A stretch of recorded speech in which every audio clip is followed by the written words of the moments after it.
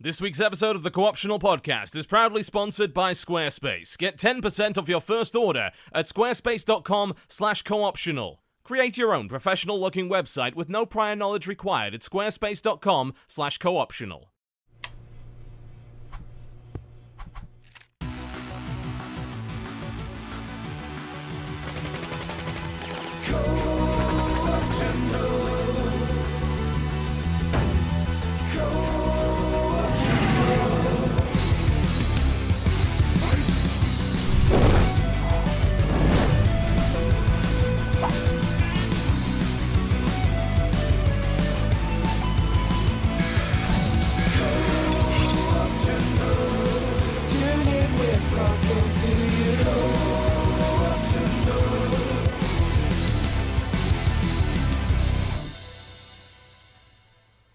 Ladies and gentlemen, welcome to the Co-optionaI Podcast on the 7th of June, 2016. Hello.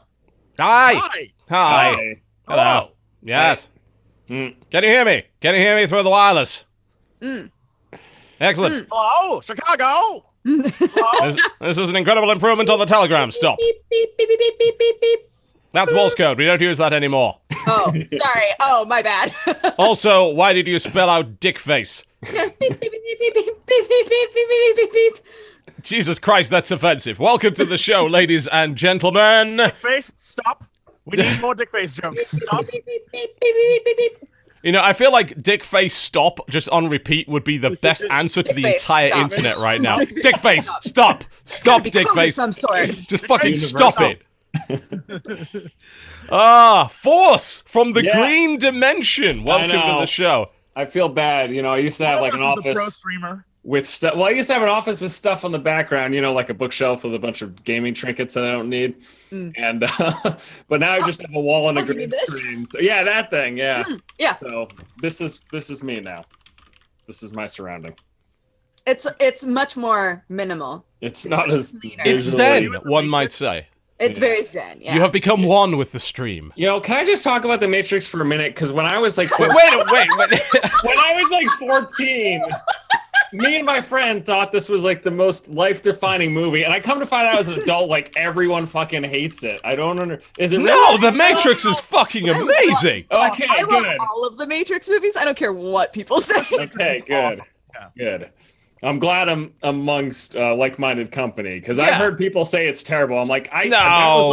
that was like my Bible as a teenager. So The only thing that's terrible is the very end of the third movie where it's like, wait, that was it? That's what this Yeah, all led up you're to? like, The ending was not good. Fuck on. Especially when after the second movie, everyone had all those like crazy Theories. about what the movie was about and how like it was all like a Matrix in a Matrix and how the real world Right. was like. I would be like, that would have been such a mind-blowing ending if it was just like at the end it's like a nerdy kid. He's like, it wasn't real. I'd be like, what? no, he becomes Jesus and that's it. It's I like, mean, I oh, kind of wish all what right. they'd done with it is, I recently watched the Animatrix, having like not seen it Oh, before. Animatrix is fascinating. I think. Yeah, because it's a bunch of different takes on Matrix stories by different, anime producers and things like that. And it really dives into the weird-ass mythology of that universe, like in a super fucked up, strange-ass way. And with all these different animation styles and things like that. And especially the second movie really like built out on that mythos. And actually the game did as well. Matrix Online really built out the mythos where, Yeah. the idea that werewolves and vampires and such, that they actually gave an explanation for those existing, as kind of old programs of the Matrix. And that's where these myths came from. And there was all this speculation about what was going on with the albino, the albino twins and things like that. And then the last movie was mostly an hour of people pointing upwards with guns screaming at sentinels, which was really fucking boring, and wasn't really a fan of that. And the probably the Superman fight we all wanted Yeah, was in that movie where it was they basically became Super Saiyans and flew around and stopped rain, there was a lot of that. Yeah. Awesome. sound waves, and it was cool. Yeah. It was like, all It's a right, bit much, but so, yeah. Yeah, I've had so many people say that really the point where they decided that the movies were all garbage was the millions of Agent Smiths against Neo fight. And I was like, no, that was the gratuitous fight I wanted. The pinnacle. That was the gratuitous, ridiculous bullshit that I was looking for. Going back and rewatching that is like, oh God, the CGI in this is awful. Oh, well, it was especially, wasn't it number 2 where he fights the bunch of Agent Smiths and he does the whole spinning around on the pole thing? That if you actually slow that down and look at the CGI and the face replacement, it's terrible. It's awful. There's another movie like that, actually. Go watch The One with Jet Li in it, where Jet Li is fighting other Jet Lis from different dimensions. Yes. The face replacement in that, if you pause it, is fucking terrible. It's so bad. After that point, you're just like, wow, I thought this looked amazing when it first came out. The One is actually like one of my favorite Jet Li movies, despite the fact it's been in incredible cinematic productions. Really good stuff. And then the one that I like the most is The Fucking One, which is terrible. You don't really... Go ahead.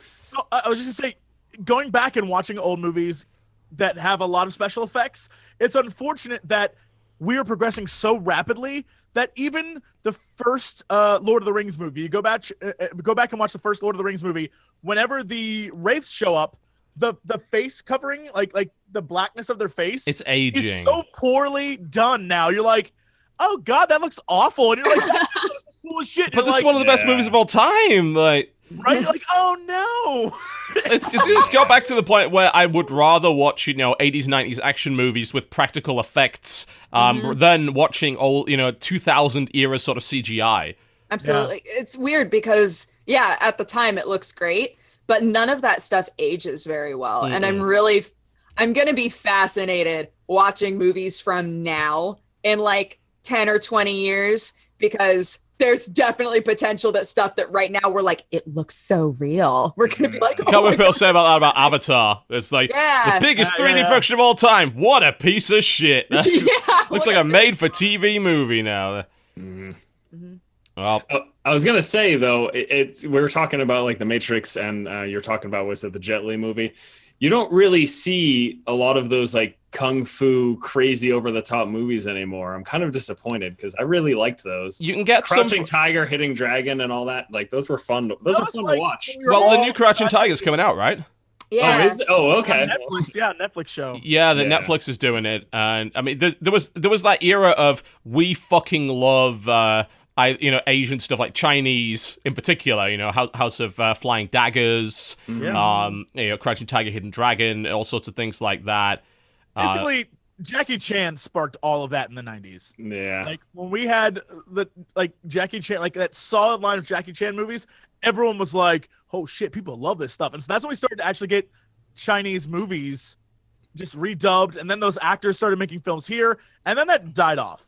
And I would love to see more, because some of the movies that are produced overseas are the dopest shit that China produces some great stuff. As does I'm starting watching a lot of South Korean film lately, mostly because like the guys used to be on my esports team kind of recommended some stuff like South Korean gangster films, things like that. There's some really good shit in there. Yeah, I think that we went from sort of fantastical fantasy style Asian fighting movies, and then we hit this point where it was like, we want something more grounded. We want like Rumble in the Bronx, Rumble in the Bronx. There's a movie that's on Netflix called The Man from Nowhere, and it's like one of my favorite movies. It's so Isn't good. that Korean? Actually, I think I've seen that. Movie. Yeah, it's a South Korean. That was one of the first ones I saw. It's great. That was fantastic. I'm gonna write that down. Yeah, Man from Nowhere. There's a lot of really good ones like that. Go watch it. That and Chinese historical stuff as well. I mean, fucking Red Cliff. If you've got the time to watch the sort of 4+ hour extended cut of Red Cliff that is literally on 2 Blu-rays, oh my god. If you are a fan of Dynasty Warriors and you love like just the battles that take place in that, this is no spoils. This is the most important battle in all of that storyline.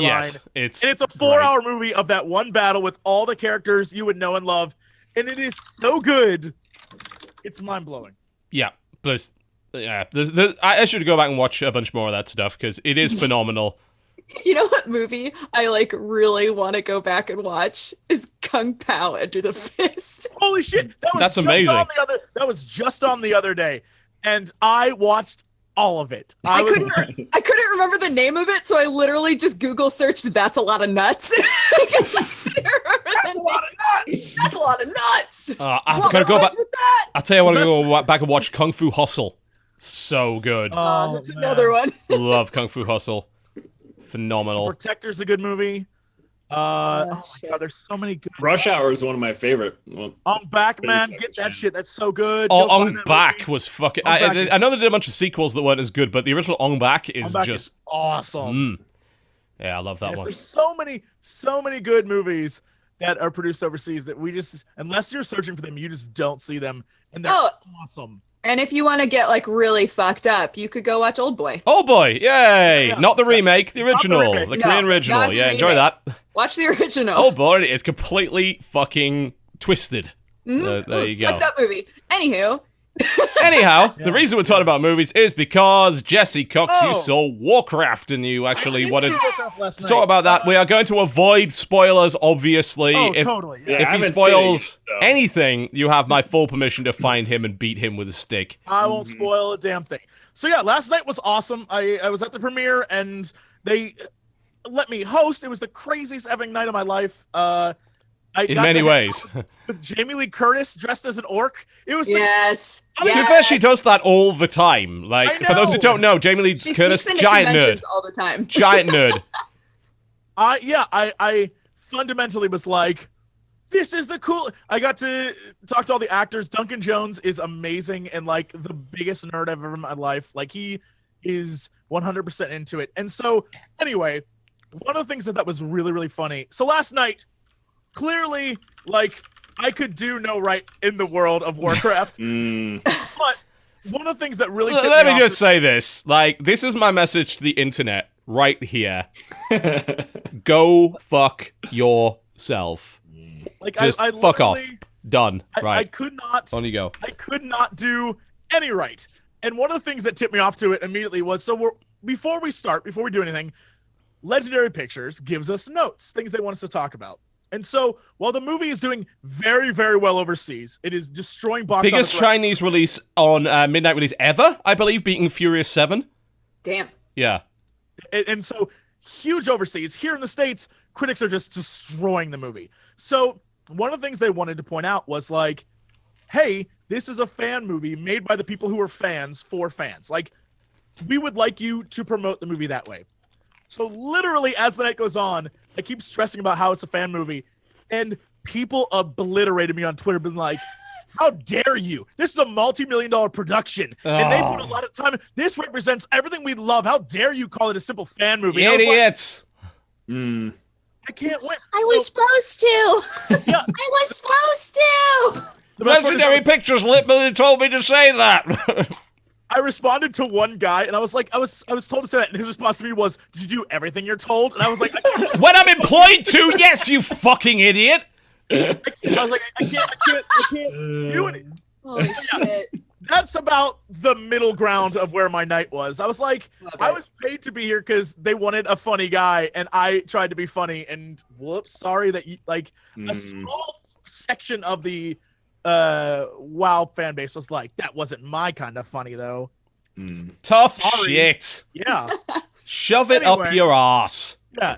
For the most part, everyone seemed to enjoy it, and I enjoyed it, so it was awesome. But when we finally saw the movie, I absolutely 100% believe that what they told me to say isn't like a line for like countering bad press.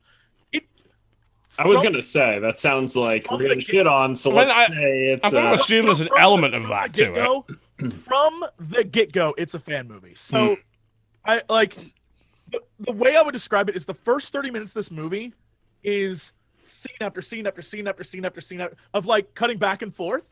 And what they do is they say, we're going to that, or we're going to see him, or we're going to go do this. And there's very little explanation given for that. But if you're a fan, and unfortunately I can't see it through the eyes of like a normal human being, because I recognize everything that's happening. And I'm like, oh, I know exactly where they're going. I know exactly what they're doing. I know who that is. I know what all these scenarios are. I know what this place is. I get all the references. So I know everything. So they don't need to explain it to me, but I can see how, if you were uninitiated to like the WoW franchise or the Warcraft franchise, you'd be like, what the fuck is that? So you mean like random cuts to like Goldshire and Red Ridge and like stuff that went in context? Yeah, it would be like it does a lot of work to set up the story for the latter half of like the second half of the movie is really, really solid. It's it's that part that's like in the beginning where it's very quick and it cuts between stuff that it's trying to introduce so many characters. When they finally stop introducing the characters, then it settles down. But if you know all the characters already, you're thrilled they went through and just did like, here's everyone that's in this damn movie. And you're like, all right, cool. And so I think that's one of those things that a normal viewing audience would be like, what the fuck? And so everyone who's saying Blizzard tried really hard, or I guess Legendary and Duncan tried really hard to make this a wide appeal movie, I would say that they made this for the fans. Like there's a strong element of we made this for the fans and that's what we're trying to go for, because I don't know how, like, I know there's a lot of people, I guess there's many people who've seen it who aren't fans that enjoyed the movie, but I would say generally, I know a lot of people would be very confused by some of the stuff they saw at the front, like at the top of the movie. But with that said, since I knew it all, I'm sitting there with like some of the Warp Zone guys and Michelle and everyone. We're just like, yeah, no, this is great.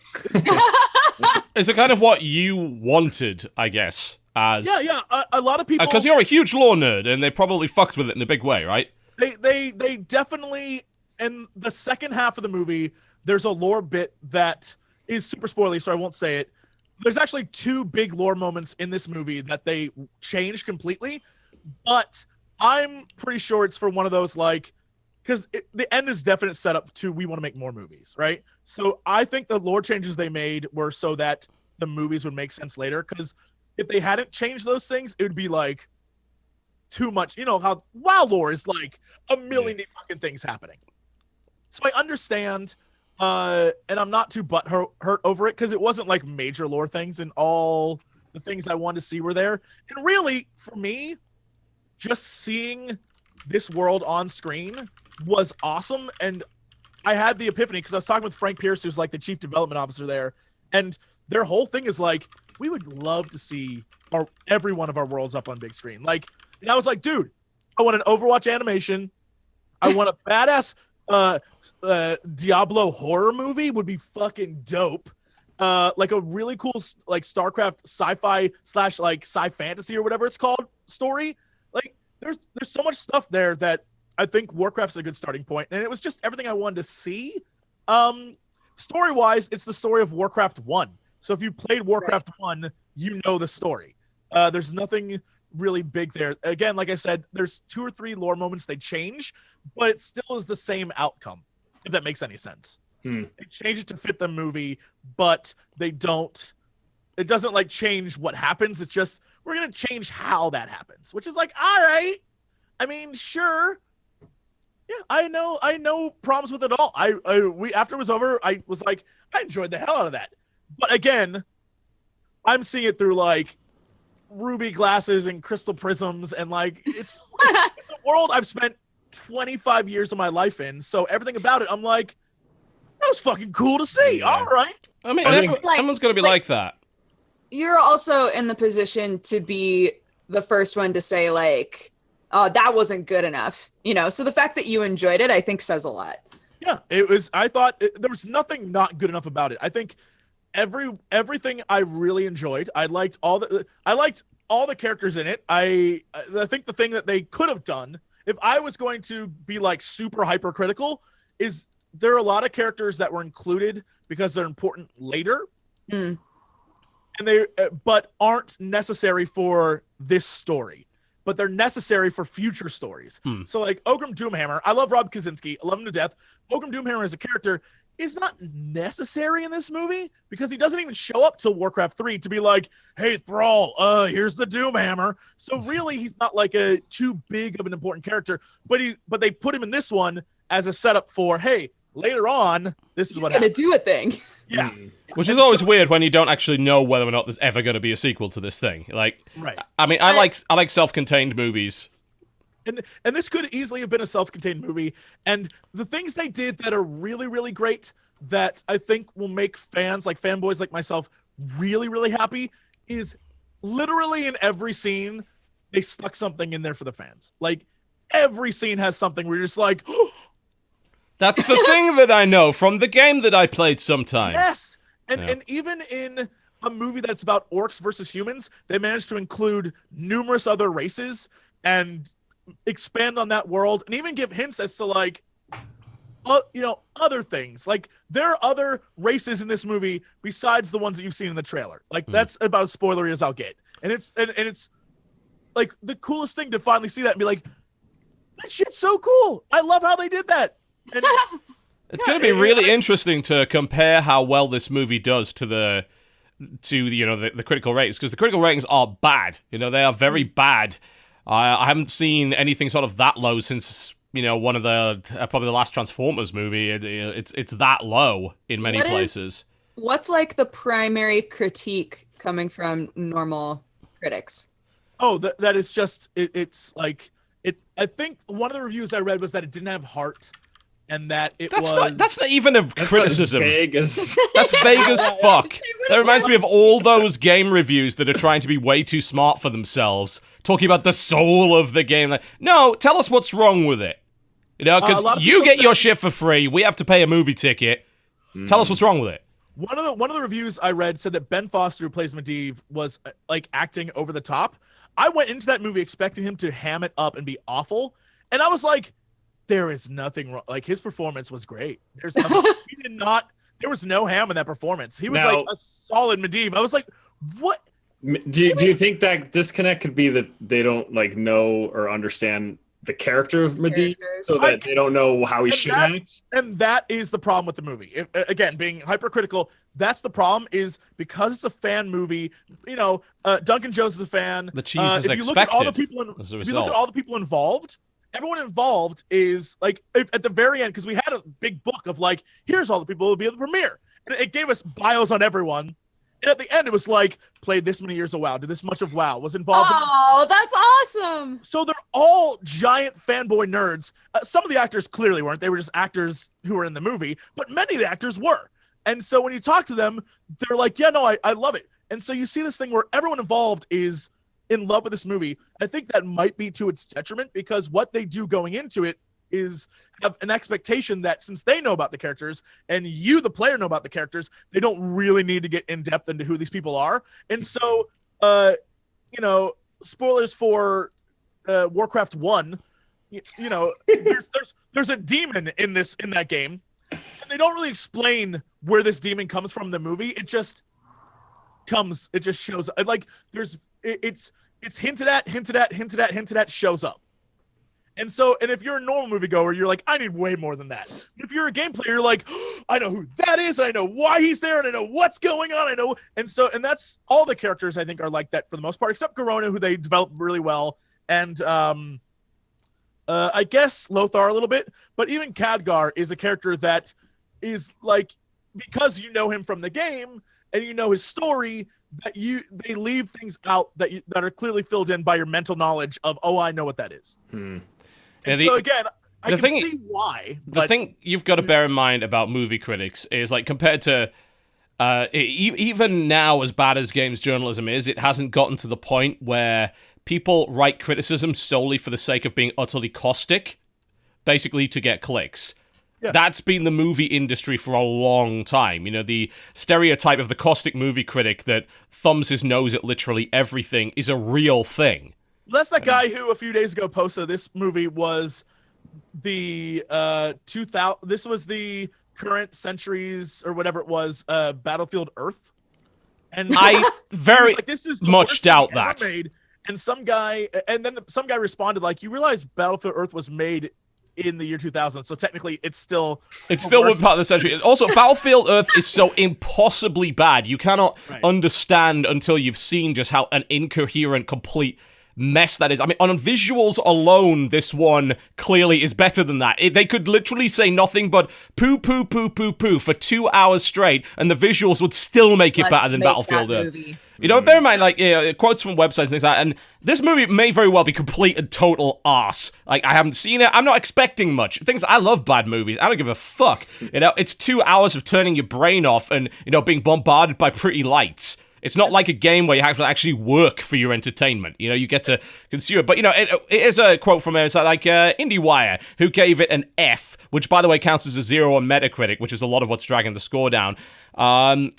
Watching Warcraft bend over backwards to set up a sequel is like watching a desperate paramedic apply CPR to someone who's clearly been dead for hours. He's gone, let it go. This is a truly depressing experience. Warcraft is a tragedy. It's like, who are you trying to impress when you write something like that? This and snort slightly out of their nose. It's like he's reading Sensible Chuckle and drinking a small cognac. It's like, but that's what a lot of movie criticism is. Like, a lot of movie criticism has completely lost touch with its own audience to the point where they don't write for the movie-going audience anymore, and they don't understand what it is the movie-going audience wants. If they did, they would be able to explain away why Transformers continues to make $1 bazillion every time they release it, despite those movies not being that good, because they don't get what people want to see.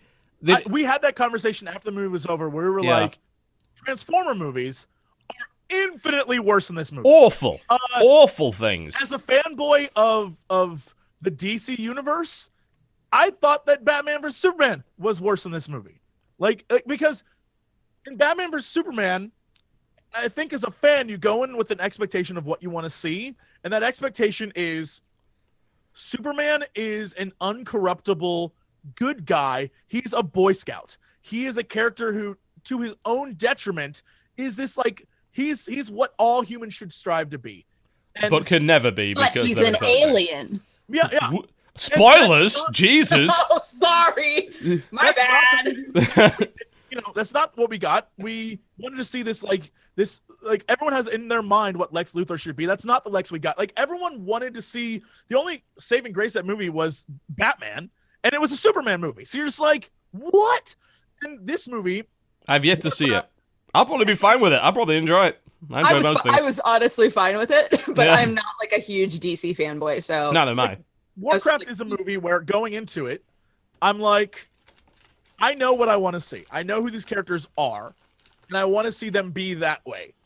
And it delivered on that. So I walked away like, I got what the fuck I wanted. I was happy that I saw what I saw. But like I said, being a rational human being, I can understand why people be like, not a fan. But as a fan, I was like, yeah, I'm glad they didn't spend when people remake Spider-Man movies, you have to sit through the first movie, which is reestablishing everything again. Yeah. I'm glad they didn't do that. And it gave me all the fanboy stuff that I wanted. And again, it's exactly like I cannot stress enough that they were absolutely right that this is like a fan movie made by fans for fans. And that's it. And the fact that people were like, that's a gross description. I was like, wait till you see it, dude. You'll know I'm right. You know what's interesting about it as well is that for years, we as kind of gamers have been complaining that every video game movie is not even anything like the video game. You know? Yeah. Hitman, Prince of Persia, Super Mario Bros. Obviously one of the worst examples. Yeah. Literally anything Uwe Boll has ever made. You know, all sorts of things like that. At some point, we wanted a video game movie that's actually a video game movie, you know, that is identifiable within the video game universe. And as a direct result, it looks like that might be what's happened here, you know, and that's what they were trying to make. If that was the intent of what they were trying to make, then it'll probably do pretty well, you know, and its critical reception is frankly irrelevant. Yeah. It's like I said, it's one of those movies that just from the get-go, if you're a fan, especially a fan of the franchise, not just WoW, I feel like this is a movie for an old fart like me who's played literally everything. Like, the film literally opens with a recreation of one of the most famous Warcraft cutscenes ever. And it's the coolest thing to see live, like, on a giant big screen. You're just like, this is what I've wanted for years. Right. And to finally get it, it's such, like, a joyous moment that there's no way I could let it be overcrowded by people just being like, "No, I didn't like this." Like, all right, cool. It doesn't matter if they don't like it. You did. Yeah. That's all that matters. How did you guys feel about their marketing strategies for this? I thought it was garbage. I thought it was I felt like pretty much everything that they did was like promoting Warcraft, but not like a movie. Like the Twitch badge. Even thing. the Twitch badges. That's what made me think of it. Is like so many people are like, cool, you can be Alliance or Horde, but like, what is this for? Same with the Warcraft like capture the flag event they did. Yeah. They got a bunch of YouTubers, and it promoted the hell out of those YouTubers, and it promoted the hell out of the concept of Warcraft. Did nothing for the movie. I even tweeted like, I don't know what that was. So my argument for that is that I think all Warcraft players or gamers already knew the movie was coming out anyway, so why do you need to market to them? They're already going to see it. I It's a feel like waste. this is one of those things where someone, because there's, again, some of the like 2 or 3 moments where they change the lore are clearly done either to set up stuff in the future, or I will say this, because somewhere in a conference room, an executive was like, let's make that a little different. I heard there were rumors there was a good amount of footage cut from the final movie. There's a lot of footage cut. I was talking with people last night, and there's a lot. Like, almost half a movie's worth cut. Christ. Damn. So, and I think it was I believe originally it was supposed to be a character drama, and they cut it to make it an action film. And so you'll actually know there's 1 or 2 moments in the movie where there's a cut that you're like, why did they cut there? And I truly believe because there's more scene, and they just cut after that line. And I'm like, huh. Yeah, it's one of those things where there's a few moments where you truly feel like someone in an executive room is like, okay, I see what you're doing, but what if we did it this way? And that goes entirely to the promotion of the movie, which was done very much for, hey, you aren't a fan of this franchise, or you play video games, but what about this one? It's a video game movie. And that's not going to get people in. Like, they should have gone hard on fanboys and been like, yo, remember when you played back in Wrath, man? That shit was dope. I really genuinely think they're just going to see it anyway. Like, I think it's wasted marketing. You're preaching to the choir in that respect. They're going to go see it anyway, just out of sheer curiosity. And I understand that, and which is why they spent their money trying to get other people in the theater. And it makes sense to me. But I think the way they did it, I mean, Warcraft is a video game. It has so many strikes against it as a concept. It's a video game, fantasy video game, and then currently an MMO. So it's like the nerdiest of subcultures coming together, or at least with Lord of the Rings. I don't know if anyone remembers this. When the first Lord of the Rings movie came out, everyone was like, whatever. And then they saw it and were like, that was majestic. And then after I remember after the first movie ended, being in a theater with people who were like, that's it? Because it literally ends on a like, all right, Mr. Frodo, we're going to go off. So, I have a quote for you. I lost my mind as a kid watching that movie. I was like, wait, what the shit? It can't end there. I was so upset. So I've got a quote for you. About Lord of the Rings going into and that. Then the next movie, the second Lord of the Rings movie, everyone was hyped for that movie because when they saw it, they were like, it's so cool, the continuation. It's one of those moments where fantasy is hard to sell, especially high fantasy. And high fantasy in a video game based off of like the MMO concept where everyone's already like, that's some nerdy shit right there. That's a tough sell to a general population. But like that's what I think is the huge problem with their marketing though, is that they were like, okay, we need to get people interested in the concept of Warcraft and in like the 2 factions and all of this sort of stuff. But even then, people are still like, okay, but like, what is this for? Like, people still don't understand that it's for a movie. And I don't know how they missed the boat so hard with that. Yeah. So on that theme, I remember going to see Fellowship of the Ring. It was a fuck long time ago, but I remember a quote as we walked out of the cinema. Bear in mind, this was in Newcastle, so I think that will make it interesting enough in and of itself. And it kind of summarizes the whole thing. And walking out, and there was this girl, probably, I don't know, 17, 8 years old, whatever. And she's got this kind of confused look on her face, and she's saying to her friend, it's like, I just wanted to see him throw the ring in the fire? And it's like, what? No, that's later. No, you don't. Like didn't Lots understand. of stuff happens. Didn't understand that it first. was a trilogy. Like, just didn't know that it was 3 books. So I was like, I want to show him. Why didn't they show him throwing the ring in the fire? Like, because it's not. No, it's. That is absolutely what they do with this movie. Is this movie ends on a like, there is clearly in their minds going to be a sequel. Monetarily, we'll find out if that's going to happen. But in their minds, they're like, Warcraft is a trilogy. Warcraft 1, 2, and 3. All of them are connected. That's how it works. So we can't end Warcraft 2 storylines in a Warcraft 1 movie. So we're going to continue it. See you in the next one. And it's very, like, it's super obvious that is what's happening. They make a point of like, there should have been a guy on the screen being like, oh, yeah, so all the stuff's happening right now is literally set up for the sequel. See you then. Like, Bye, bitches. It's like, Thrall will return in... I don't know. Like, zip, twist. You might be too close. But, like, it's one of those things that is, you know, as a fan, you're like, that's so cool that all this stuff was in there. And the fact that out of all of them, they have to start with the Warcraft movie, the first one, even though that story isn't, like, the biggest one, I would die to see, like, an Arthas storyline on the big film. Aside from the fact that it's essentially Darth Vader, I still would love to see that storyline on the film. Yeah, that'd be cool. All right, shall we move on to some video games? Yes. Okay, yeah. Force, what have you been playing this week? What's been going on? It's a little unknown game by the name of Overwatch. Here we go again. I'm not sure if anyone's played it. So here's the problem, Force. If we talk about Overwatch, people complain. If we don't talk about Overwatch, people complain. So... Well, turns out the internet complains either way, so... Have you seen the Overwatch subreddit? That is complaints. But such good shit posts. Trash Diva is my new favorite character. I mean, that subreddit does not have enough good shit posting on it, though. Like, you've got to go elsewhere for the really good shit posting. I was, Force and I were talking about just, like, all of the Dorito Diva? Yeah, Dorito Diva exactly. is like, oh my god, there's so many pictures of her, and there's an anime character called Umaru, and it's literally like this girl who pretends she's totally normal and cute, and then when she's home, she's just like a trash goblin, right? And so people keep like drawing Diva as Umaru, and it's the funniest shit to me. It's like the perfect cross section of things for me. I love it.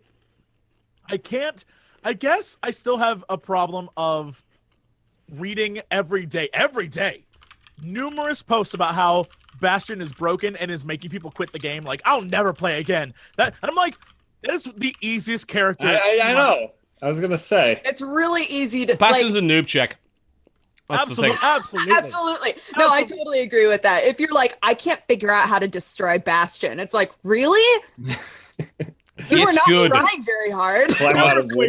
Sorry, did I just trigger games journalism there? Get good. Actually, can't say that anymore, apparently. That brings up a good point. I was talking about this a couple of days ago in a video. The difference in like the meta between console and PC players, and a lot of the complaints of like a Bastion or Torbjorn might be coming from console players because they have like a harder time because it's turning. Turning is Torbjorn is more powerful on console. So that could be part of the issue. Farah is apparently real powerful on console because aiming upwards with a thumbstick is pretty hard. That's what I've been hearing. Yeah. I feel like Torbjorn's turrets are more obnoxious anyway because they automatically detect where you are. Like at least Bastion has user error, right? Like you can get behind Bastion and he's not going to be like, "There's somebody behind me." You know?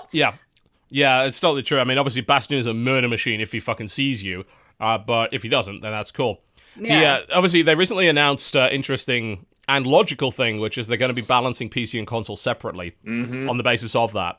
I imagine some company has done that before, but I can't think of an example of where they've outright said we're doing that because of the difference in controllers. Well, I was reading through the comment threads, and I saw some reference. I don't remember which one, but people are talking about maybe one of the CODs or Battlefields where they had been like weapon speed or damage certain differences. Weapons. Well, yeah, things like that. There's a huge difference. So the guys in the office next door, I was watching Gerard and them play Overwatch on either PlayStation or Xbox, one of the two. And while watching them, I was watching their Widowmaker. And Widowmaker on console versus Widowmaker on PC, Widowmaker's tuned for consoles. Like she plays normal on PC. Dudes are getting crazy, like pew, pew, pew, pew, like murdering people without even aim. Yeah, it's ridiculous. Every time Widowmaker makes a play of the game, I always make the comment, "Hey, it's Widowmaker's point and click adventure," because that's basically all she does. Yesterday, I was in a match with, it felt like playing against a CS pro. They were just constantly quick scoping, and they don't even have to, but they kept scoping out because that's what you do in Counter-Strike. Yeah. Scoping out and scoping in, and like headshot. It's like literally just clearing our team as they walk the payload to the end of the map. And I'm just like, okay, good job. It can be a nightmare. It's an inherent problem with that character right now on PC because it's one of those things where if you're an okay, just like shooter character, like player or an FPS player, then it's like a normal character. But if you're a really good sniper in any other game, any other FPS, you are unstoppable in this game. And it's because Widowmaker is broken. super like she's a very newbie sniper character to play. Oh like, yeah, I there's can no get fall headshots off. with her, and I'm a fucking terrible sniper in every other The game. charge time is so fast in comparison to So say like fast. TF2 sniper, you know? Mhm. And she's that was the hyper first mobile thing I compared to him thought. too. And I've been seeing people utilize her grapple hook. And basically what you can do is when you grapple up to something, if right before you hit the edge, you hold down spacebar, it actually like propels you over the thing. So you'll be seeing Widowmakers mid-air like Farah just getting headshots as they're falling. Yeah. It's ridiculous. It's insane. Well, it's something you pointed out as well in your video that the hitboxes on The hitboxes are they're too big. Basically, the hitboxes on the head is too big. I mean, you showed off, Hanzo kills where you can't even see the player. You actually shot through a doorway and it counted because his headbox is much larger. He's not Just, actually like, on your wider. screen. Yeah, but Did you it's see Divas? Have you seen Divas? no. Yeah, it's like her entire The visor. entire front of her thing is a headshot. So that's why if you're Diva and you run into combat, your life just goes brrrr, and you're like, what the? I'm a tank. It's 'cause Right. if they hit you in that visor, which is this giant area, you're taking headshot damage, which is crazy. crazy. It's worth noting before the crazy Overwatch obsessed fans go over us here that the hit scan weapons like Widowmaker and McCree, they aren't as generous with the headshots as the projectiles. It's the projectiles Absolutely. like Hanzo and Genji and Mei's right click. They Right. have like a huge, like you can hit a head length to the side and above. It's crazy. Well, Hanzo's arrow Tatiana- also has a Tatiana hitbox has as the well, same right? thing.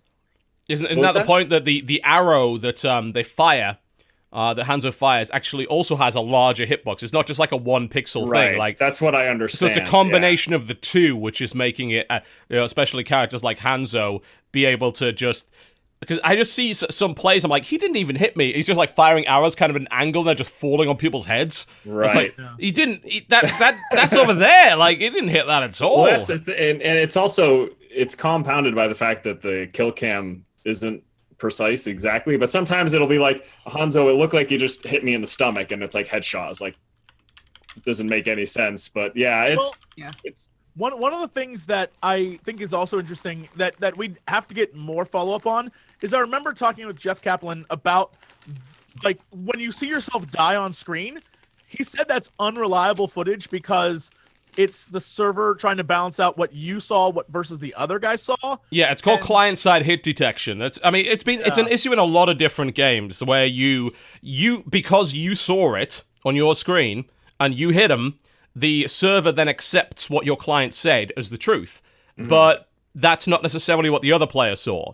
And that's combined with something called tick rate, which is how many times the client and the server update each other on a regular basis. And 20 tick is the current public rate, and that's very low compared to a lot of other games.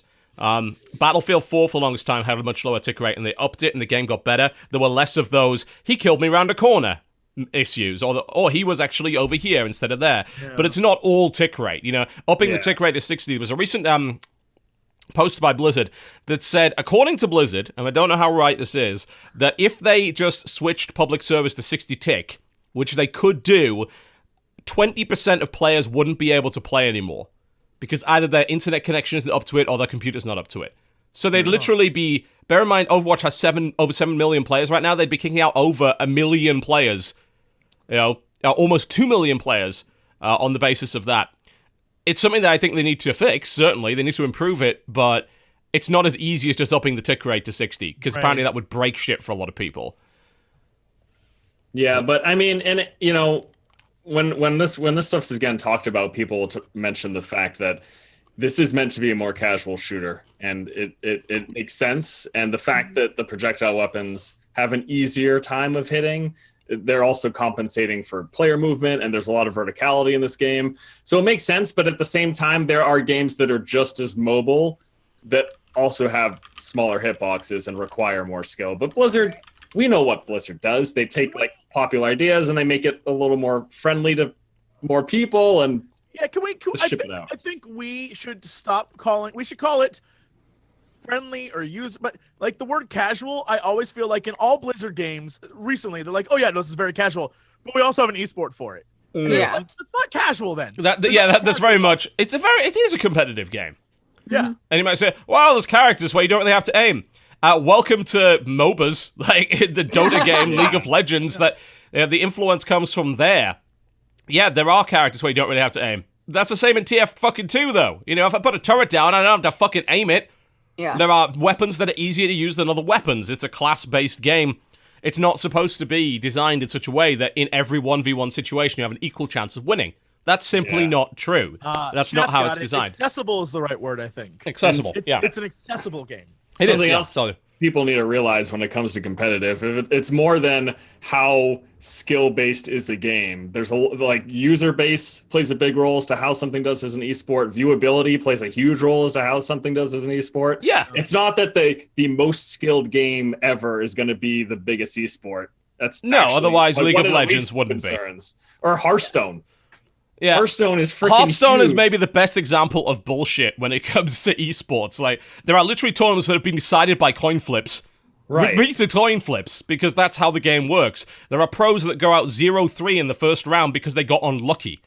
Yeah. I mean, that doesn't sound like much of a sport to me, honestly. Right. But the point is people like to watch it, so it doesn't fucking matter what I think.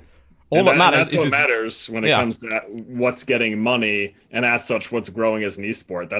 This is the world we live in. I mean, you can just keep playing the game that you think is the best, most skillful, most competitive, but that doesn't mean it's going to be a big esport either. No, it does not. That's, coming from someone that's dealing with StarCraft right now. StarCraft should be pissing all over every game on the market. It's not. Unfortunately, it may be the hardest game in the world, and I actually would stick by that. I think it is actually the hardest game in the world, but that doesn't make it the most popular esport, because it's not a meritocracy. People don't watch it on the basis of what is the hardest game. They watch the game that they want to watch, that they enjoy, that they can relate to. Very much so. Right. And Overwatch will probably do pretty well as an esport as a result of the fact that lots of people are playing it and they relate to it, so they want to watch the competitive side of things. Same with League. Why does League do as well as it fucking does? Because it has 5 billion players. Literally, 5 billion. All of them. There's only like one town that isn't playing League of Legends. Small town, South Africa.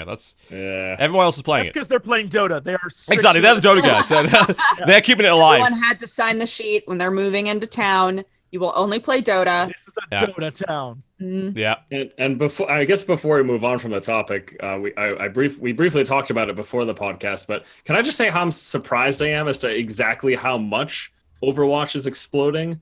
Like, I figured it would do well, but Elon Musk, dude. It's like, so everyone, it seems like everyone's talking about it. Elon Musk. Oh, yeah, he did post about it. Yeah, you're right. Yeah. And then, of course, people ask the PC or console, it's like, do you even need to ask? I'm like, yeah. I want him desperately to make an Overwatch team and then just fly them everywhere via hypertube. Travels in style. Well, no, he launches them into orbit. Yes. On a fucking Falcon 9. My team's house is in orbit. Yeah. I mean, but I'm happy for Blizzard. It's great that the game's doing well. I just didn't expect like the sales numbers.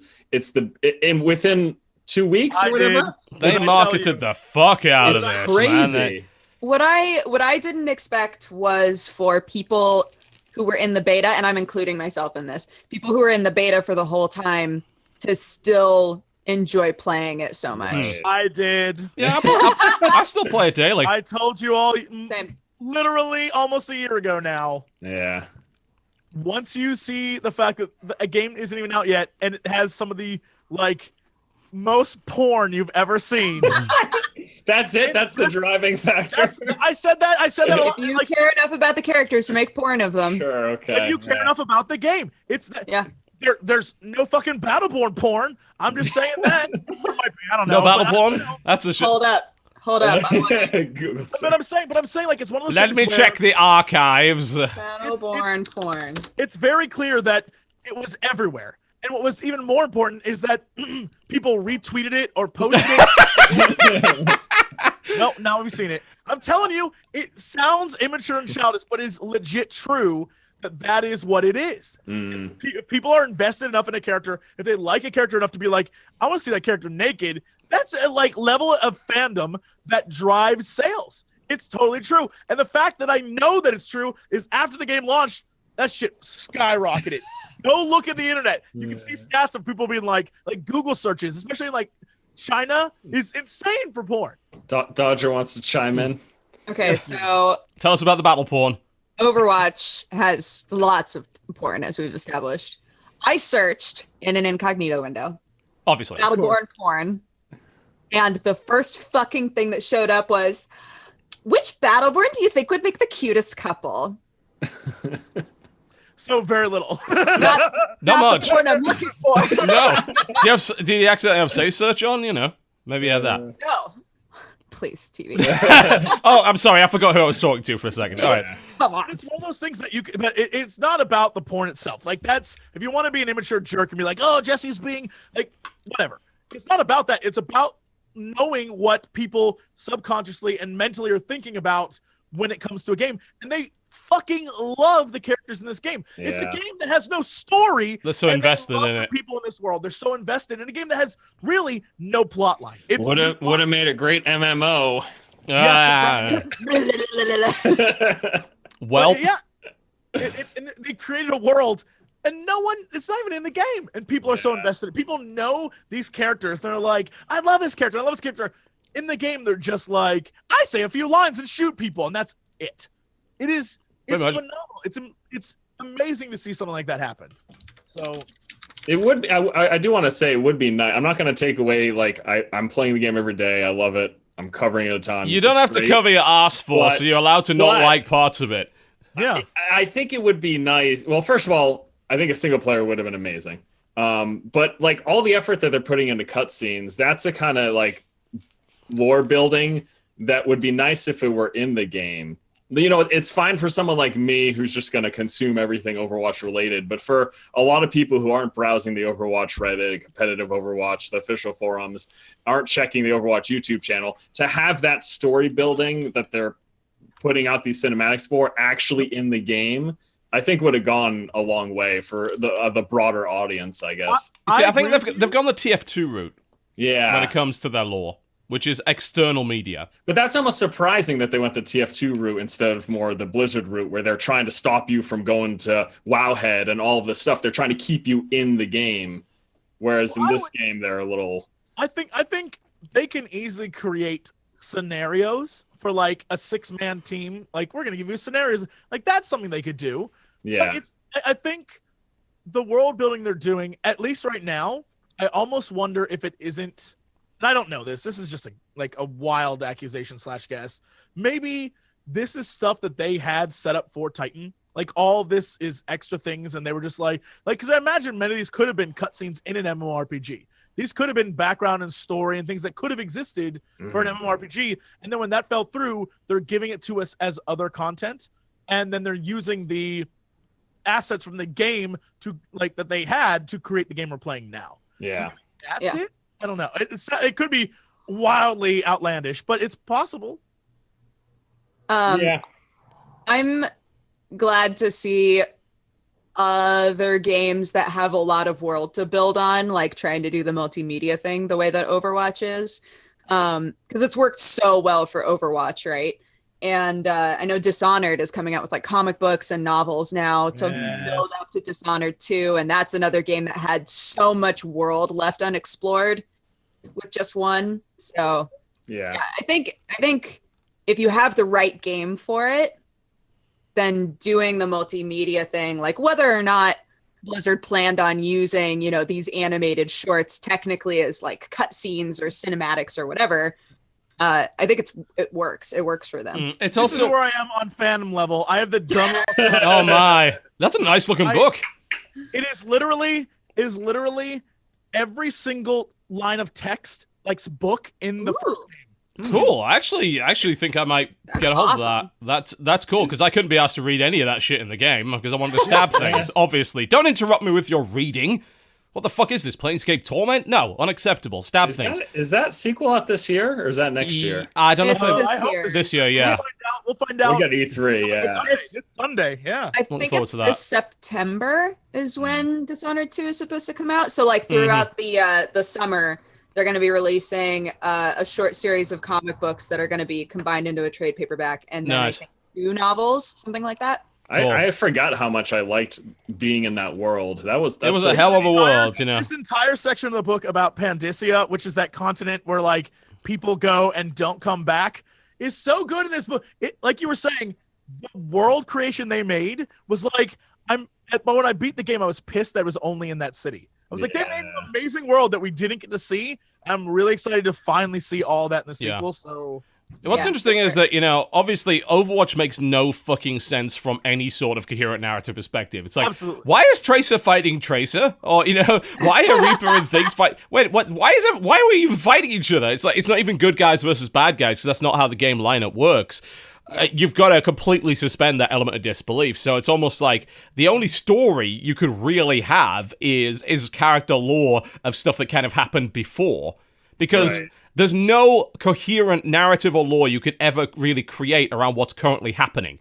There's really no good explanation. Whatever contrived bullshit you come up with, by the way, to come up with that. Even in the game, when they acknowledge characters talking to each other, some of what they say, you're just like Widowmaker and says Tracer, right? And Tracer's like, well, don't think I'm happy about it. It's like, wait, so they're both hired mercenaries on a mission against other mercenaries, and they're working together? What? You tried to murder each other. Yeah. Exactly. Just quite recently. Yeah, because in the original cinematic and in the Widowmaker thing, they set up this rivalry between the two. Totally. And that seems to be a through line in a lot of the stuff where they're talking about like the good Overwatch cast members and the bad Overwatch cast members. But that stuff is almost so nebulous. When you're actually playing the game, you're like, wait.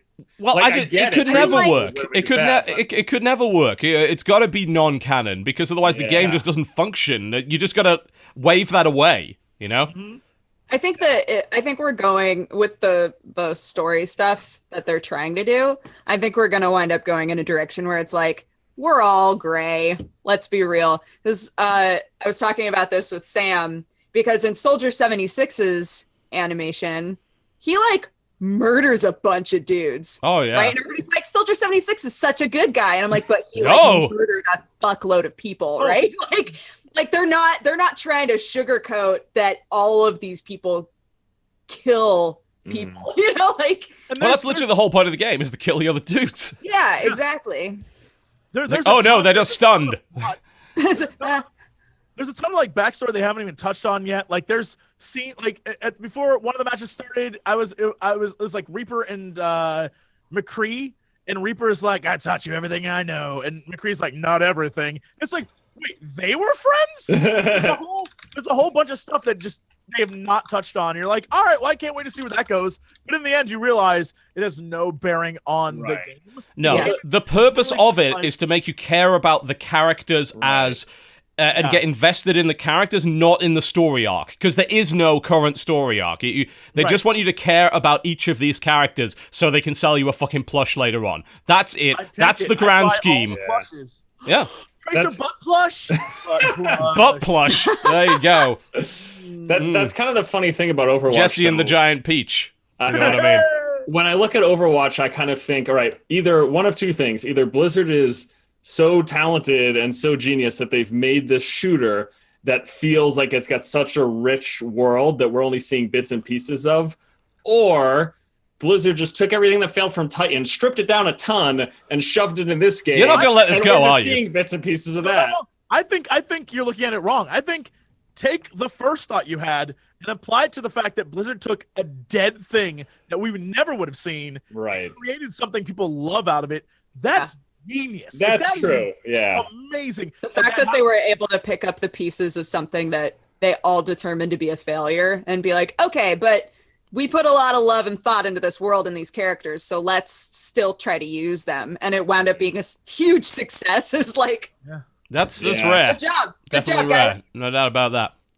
All right, cool. Take a break. When we come back, we'll talk about things that aren't Overwatch. Plenty of games to talk about. We'll do that. In the meantime, though, this episode is sponsored by squarespace.com/cooptional. Get 10% off your first order at squarespace.com/cooptional.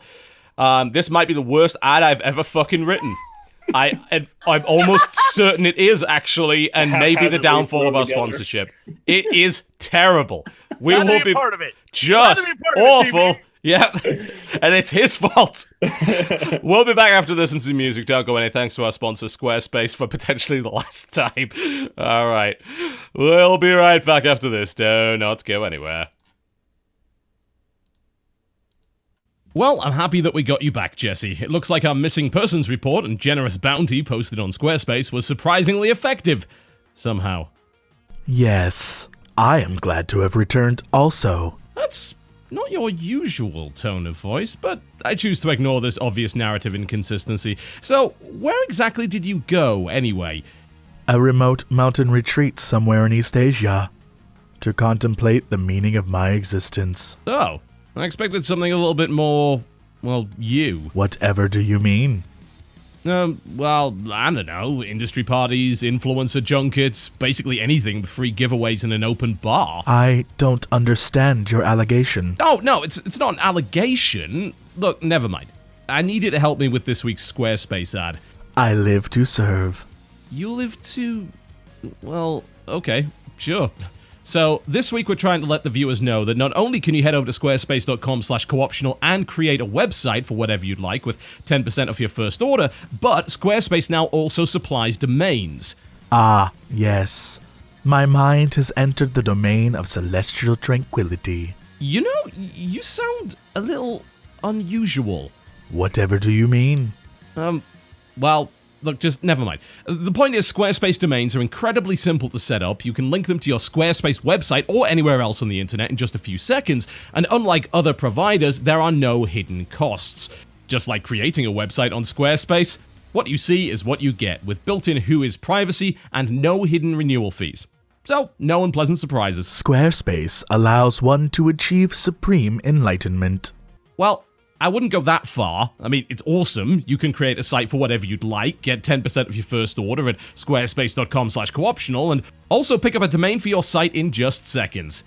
You know, there's something not quite right about you. You're not the same Jesse that disappeared weeks ago. Whatever do you mean? Stop saying that! Jesse doesn't speak this way. This isn't even your real accent. And look, you're wearing a suit. A suit! The only suit Jesse Cox has ever worn was preceded by the word birthday. I have simply reached a state of higher being, of consciousness. My journey of self-discovery is complete. No, I refuse to believe it. You're an imposter, and I bet everybody agrees with me too. In fact, I can prove it. Head over to my brand new Squarespace domain, myrealcox.com, and let your votes decide. Is this the real Cox or an imposter? You simply must calm down. If you're not careful, you'll turn this ad into a cliffhanger. Will I, though? Find out on the next Squarespace-sponsored Co-optional podcast. Squarespace, set your website apart. Ladies and gentlemen, welcome back to the Co-optional Podcast. Yo. Cool. We have video games. Let's talk about video games. Can I talk about Lawbreakers? I played a bunch of that last night in the streaming event. We do that. Why didn't you share keys, TB? It wasn't We all wanted key-based. to play. We were literally invited specifically. I'm so disappointed. It's not my fault they didn't invite you. It's not my How job was to it? get you keys for shit. Come on. I thought. You thought wrong. You're mistaken as to the extent of our relationship. But one of the, we got, so they did a streaming event. They're doing another one tomorrow, I believe. And, you know, a few different streamers played it. Some who I knew, some I don't. I know Ghost Robo, who actually I don't think is a streamer at all, played it. But Gold Glove played it, and Swiftor, and a few others whose names escapes me. One way or the other, it was pretty much the same as the version I got at PAX, but we got like 2 or 3 hours with it instead of the 15 minutes that I got. So got to play a lot more, played all 4 characters. Here's something interesting. The character that I really enjoyed playing at PAX is now a woman. Out of nowhere. Interesting. Yeah, which I'm trying to figure out, and I think maybe this might be true, and if it is true, it's cool, that they might have different gendered versions of the characters. So, because she had exactly the same weapon loadout, exactly the same powers as the guy who I played there, who was like evil dude in a mask.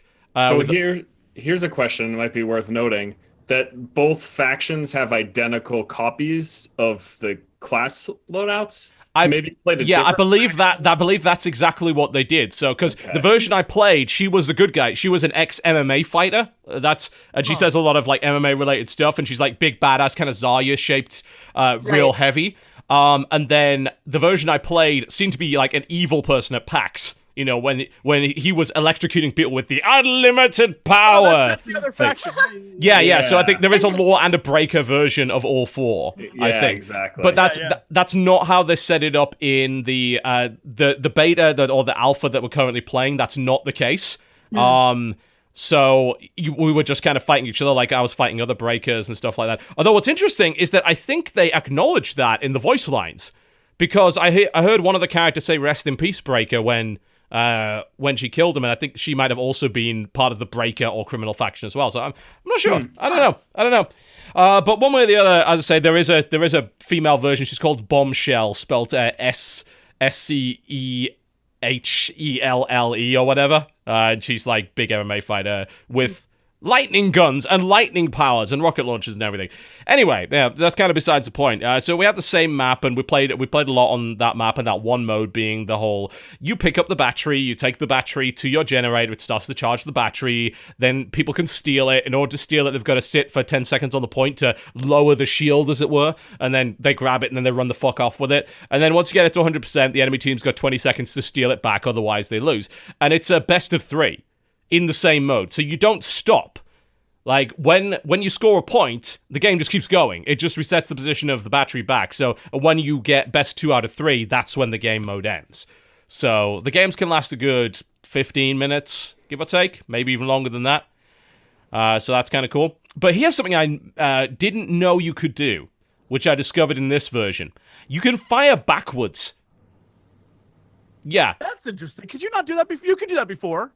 At PAX, you could, I think. Yeah, but they never told us you could do that. So I literally had no idea that feature was in the game. I was destroyed. They're like, if you run away, you can fire backwards. Yeah, but did they mention the other function of that? Which is to literally propel yourself through anti-gravity by shooting backwards. I was going to say, can you propel yourself? Yes, you can. That's cool. So yeah, for those who don't know, like the whole Lawbreakers universe is apparently, because you're in real-world locations like the Grand Canyon and shit, but some fucking shit happened to the Earth, and it broke gravity in areas of it. So there's an area of the level, which is the center, which happens to be where the barrier is, where the gravity's fucked. So you float around, kind of in three-dimensional combat. And there's also a couple of abilities that can break gravity temporarily in different areas of the map. But here's the thing, by firing backwards, you can propel yourself through the gravity that way. So instead of having to rely on a movement-based ability, like, I'm just going to fire backwards, and Newton's third law of motion is going to carry me forward. And it's like, that's neat. And completely unusual and weird. Yeah. So I started to kind of master that, and combining my movement abilities like the grappling hook and stuff with being able to boost by firing backwards. And suddenly like, oh, actually I have way more control in this floaty area than I thought I did. And that's unusual. I haven't seen any footage of Lawbreakers at all. Is it just like another team v team game? It is. It's the way that, because I've got a big video coming out tomorrow explaining everything, but the way I describe it is people will instantly compare it to Overwatch because it has heroes. The thing is that in this game, it's more like an arena shooter in the sense that every class can easily beat every class. Whereas in Overwatch, that's totally not true. Totally not true at all. You know, you're a Symmetra, you run up into a fucking Roadhog, you're dead. Almost 100% of the time, right? In this, it's more, there's no team synergy at all between abilities. Like, I can't shield someone or heal someone. All of your abilities are based around fucking killing people. So it's only team-based kind of by necessity of the game mode. It's basically a team deathmatch. So it's more arena shooter-esque, but with different classes and loadouts and combat styles. Okay. And the weapons feel really good. You know, there's one of the characters has like an Iron Man sort of style pulse, you know, kind of repulsor beam thing from the hand. you hit someone hard enough with that, they're low on HP, they literally just pulp in front of you. They just bang, splat, gone. Rocket launcher does the same thing. There's a big ground pound that you can do, which will do that as well. It definitely has a little bit of Unreal Tournament vibe to it in places, but it's got a little bit of Call of Duty in there as well. There's like one class who has kind of aim down sight weapons. So it's like, oh, you're a COD player? Play this dude. He's got aim down sight weapons. But he also has a shoulder-mounted rocket launcher, which is kind of neat. And you can activate that at a time, because everyone has an ultimate and abilities and things. So I actually like it. I think there's a lot to go with it. I think there's a lot of work that needs to be put into it. Like, it needs more classes, it needs more maps and modes. But I actually kind of dig it. I think it's a very different feel to Overwatch. How's like the time to kill? Like, how does the gameplay cadence feel? Relatively low, maybe a little bit too low. And it's not just because of the weapons, it's because of the ultimates of certain characters. There's a character called the Vanguard who, she's in a jet suit, she's got a wrist-mounted chain gun, it's pretty cool. Her ultimate, though, is like a big ground pound. She'll fly into the air, and I think it's called Starfall or something, and just bang, right down on top of somebody. It does almost enough damage to kill outright the lowest HP class. Straight up. Which, in a game which feels more like an arena shooter, doesn't feel right. You know? That doesn't feel like it should be as powerful as it is. So I think maybe I think they need to maybe up the HP or lower the effectiveness of some ults. Otherwise, the time to kill is pretty good, you know? It depends on the weapon you're using. A lot of the weapons are projectile. So, you know, rocket launchers and things like that. Or are very short-ranged. There's also a class that's very much based on melee and stabbing people. So it varies on a class-by-class basis. I think there's some work to be done there, though. And was I right when I was looking this up in that there's like no healing, just like health stations? That's it? Yeah, that's another thing that I talked a lot about, and I think they should change this, that the only way to heal yourself is to go to a health station. There's like 4 on the map. There's like 1 in each person's kind of base, and then there's 1 at each far side. Okay. You end up, and having that means you end up in a situation where if you don't get to a health station, you're basically like dead man walking, right? Because I got 20 HP. I can't fight anybody, you know? Unless I am a literal god or this guy's blind, you know, he's not going to be able to kill me. I'm not going to be able to kill him. He's going to kill me. So I think they need, like, health packs. I really do. I think they need to go full Doom on this and actually put health packs in the game to give you a bit of a chance to get that health back, you know? And when you played, did those, like, turn into fighting spots since that's the only way to heal? Was there yeah, a lot it did. Of, like, yeah. Okay, yeah. Once people figured out, it was obviously not the ones in the generator rooms, because if you're the other team, you're not going to be able to really access the other team's healing spot. But the ones on the outside at the edge of the map, they did become points of contention, yes. And there was some weird shit where people were like, they dodged in and out of the healing spot to gain extra healing to get an advantage in the fight, which was it felt weird, honestly. Because, like, oh, well, I'm fighting this guy, but he's dodging in and out of the healing spot and getting more HP than me. It's like, this feels wonky and shouldn't be happening. But, yeah, I think they might need to rework that system. I'm not a big fan. At PAX, that's actually what I did, is the way I finally turned around the game for a team is it was you capture core and have to run it back to a room. But yes, a healing pad is right outside the entrance to our room. Yeah, it is. So I sat there with my rocket, and as people ran around the corner, I just launched a rocket and killed everyone, and then just reloaded and sat in that thing, fired again. Yeah, because you could eat the splash damage because you were sitting in the healing spot. Yeah.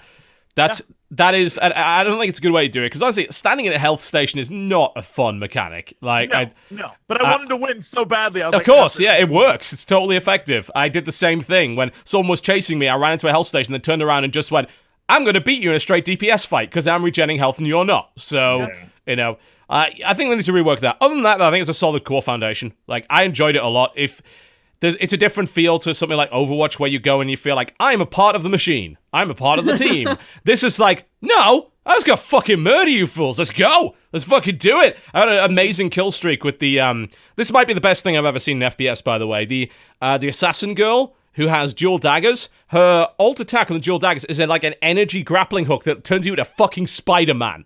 You could swing around the levels like Spider-Man and get a huge amount of momentum, swing right into someone, dive him, stab him in the back of the fucking head. It's cool. It's really cool. I used it to save myself from going off the level. One of the devs kicked me off the level. I'm like, no! And I'm like, hang on a minute. I grappled just as I was about to hit the kill box on the floor, sprung right back off, and he ran after me and fell off the level and died. I was like, yes! Awesome. That's what I want. Yeah, it's got promise. It's got a lot to go on it, I think. A lot of work to be done on it, but it is pre-alpha. What is there is really good, I think. So it's worth paying attention to. That's good. So yeah, I played that. I'm happy to hear that. As much as I'm loving Overwatch, I do miss, like in Rainbow Six Siege, how I could just 1v5. Carry? Yeah. Yeah. And I'd like to play another shooter like that again, because that's fun to have happen. I think you'll get that feel with this. You know, it's a nice melding of the whole, I got abilities, but this is also like an arena shooter, you know, and it'll act like one. So that's kind of neat. Let's play that. Who wants to go? We played some Dead by Daylight TV. Yes. Both of us felt very differently about it. Yes, we did. So why don't you talk about that first? So Dead by Daylight, for those of you who don't know, is an asymmetric game where one person plays a murderer and 4 people play like slasher teens who are trying to get away from the murderer. Yeah. The only game mode that they have right now, and I assume it's the only one that they're rolling with because the game's like coming out soon. Yeah, it's coming out real soon. Yeah. Maybe the build that people are playing right now is much earlier, but the only game mode that you can play right now in the beta is one where there are generators all over the place and you're in an enclosed space. So you have to turn the generators on, and they're hidden around the map. You have to turn the generators on in order to put power into the gate, and then you have to open the gate and escape. Yes. So you're trying not to get caught by the murderer, and the murderer is trying to find all of the kids. If the murderer hurts somebody, then they'll make sort of like noises, and as the murderer, you can hear them. You move much slower as the murderer, but the kids can't attack you. You can only attack them. Yeah. I believe you move slightly faster than the kids, so you can catch up to them eventually. If I don't know about that. I think that's the way it works, because like I found myself that way. Otherwise, because otherwise you'd never catch them. I think you that's slowly true. gain on them. But the you- kids can push shit over to stop you. The kids can get around shit and can also jump through windows way faster than you. Yeah, they can vault. Like they jump through windows and you like step through them. So there are lots of things that they can do to sort of like juke you around. You can't catch up to them or catch them sometimes. And also all of the kids are in third person and the murderer is in first person. Yes. So as the murderer, you have much less of a line of sight. Absolutely. And the kids it's a lot easier as a kid to like find a place to hide. Yeah, because you can hide behind a tree and see around that tree, whereas as the murderer, you're stuck in first person with a very limited field of view. Yeah. So I thought that it was a really fun game, despite the fact that it's repetitive because it's the only game mode that you can play. I really enjoyed it. And I have like a very low threshold for panicking. So as like you scream quite a lot. Yeah, that's. It was so funny because TV at a certain point was like, "Man, you're like really committing to the role play of this." And Sam was like, "She's not role playing. She's panicking and screaming."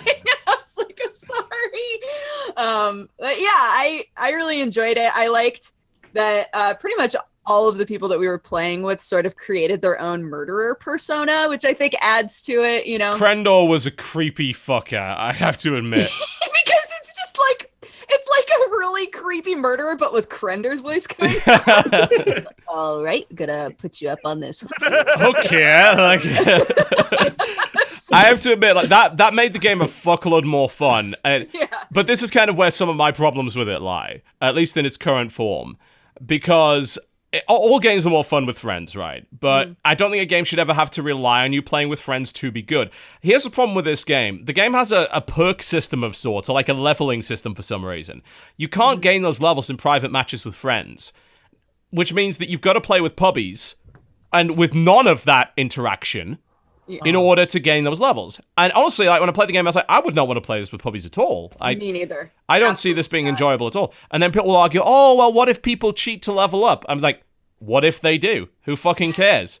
Like, if the game's properly balanced, that shouldn't matter. If the game's balanced in such a way that you being higher level than someone else gives you a fundamental advantage, then that's shitty fucking balancing. Like, that shouldn't be the way that it works.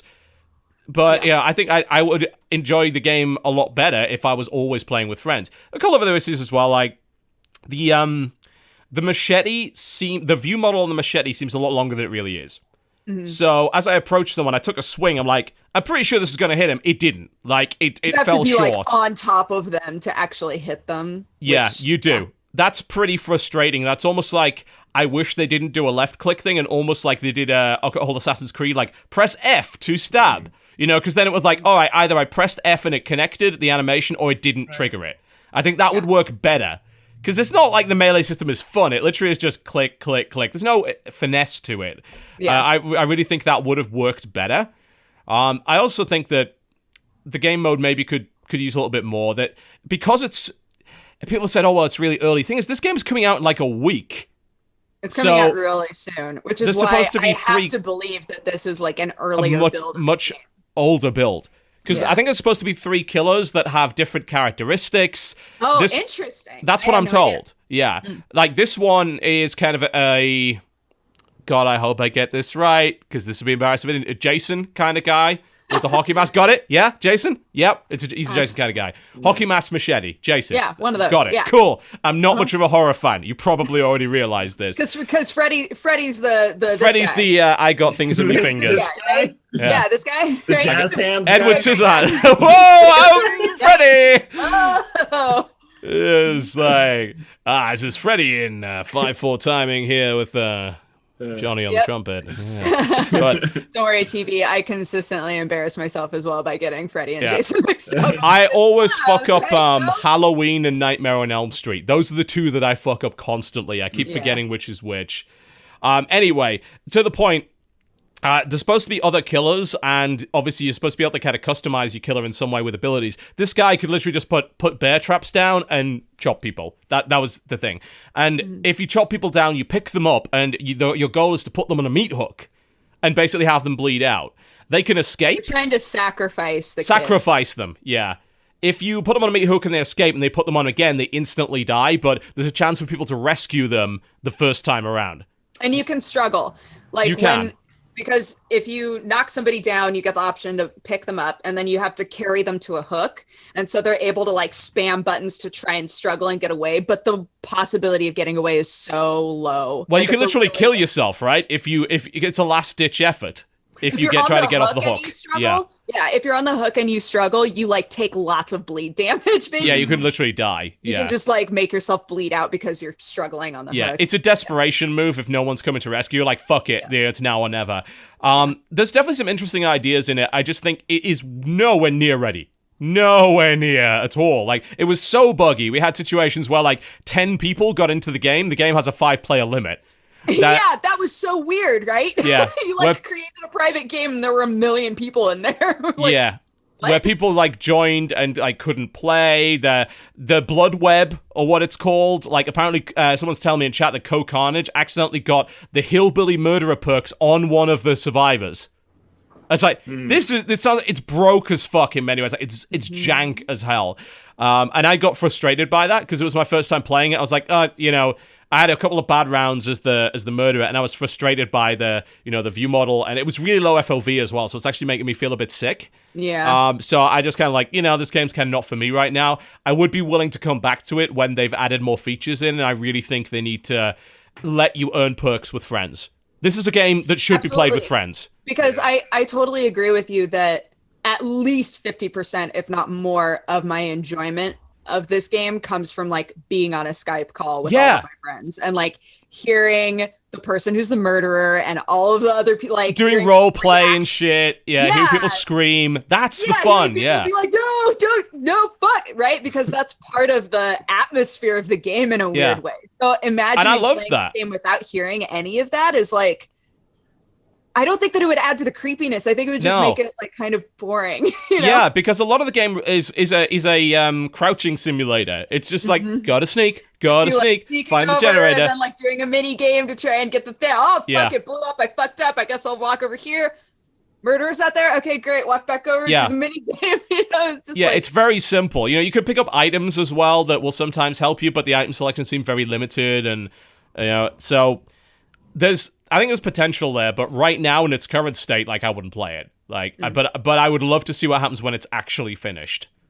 Yeah, I would hate to be reductive, but like looking at it, it almost seems like a game that's like, this is a game that's good for YouTube videos, and maybe you play it for one weekend with your friends, and then maybe that's it. Yeah, there's definitely an element of that. There's no doubt. That it's a bit.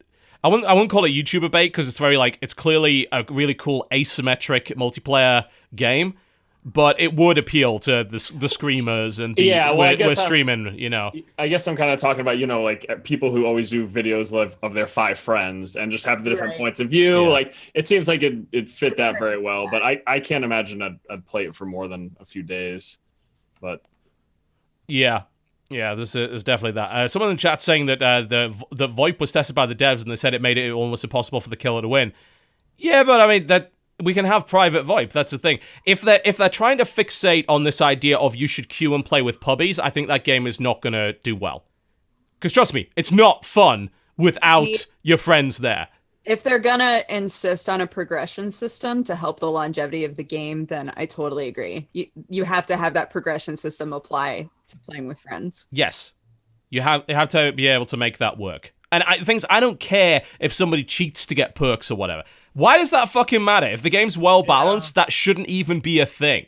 Do you guys know how the level progression works? Does it give you like extra damage machetes or something? It's something called the Blood Web, which is like a bunch of different perks, which are like you can do this faster and you get advantages. I think some of them have disadvantages too. It's like a tree. Yeah, this is yeah, and I think there's also a separate tree for the killers as well. I don't know. It has potential. It's nowhere ready. It's not ready for daylight. It's been interesting because I haven't heard anybody talk about the game Damned in forever. Yeah. Mathis was trying to get us to play that.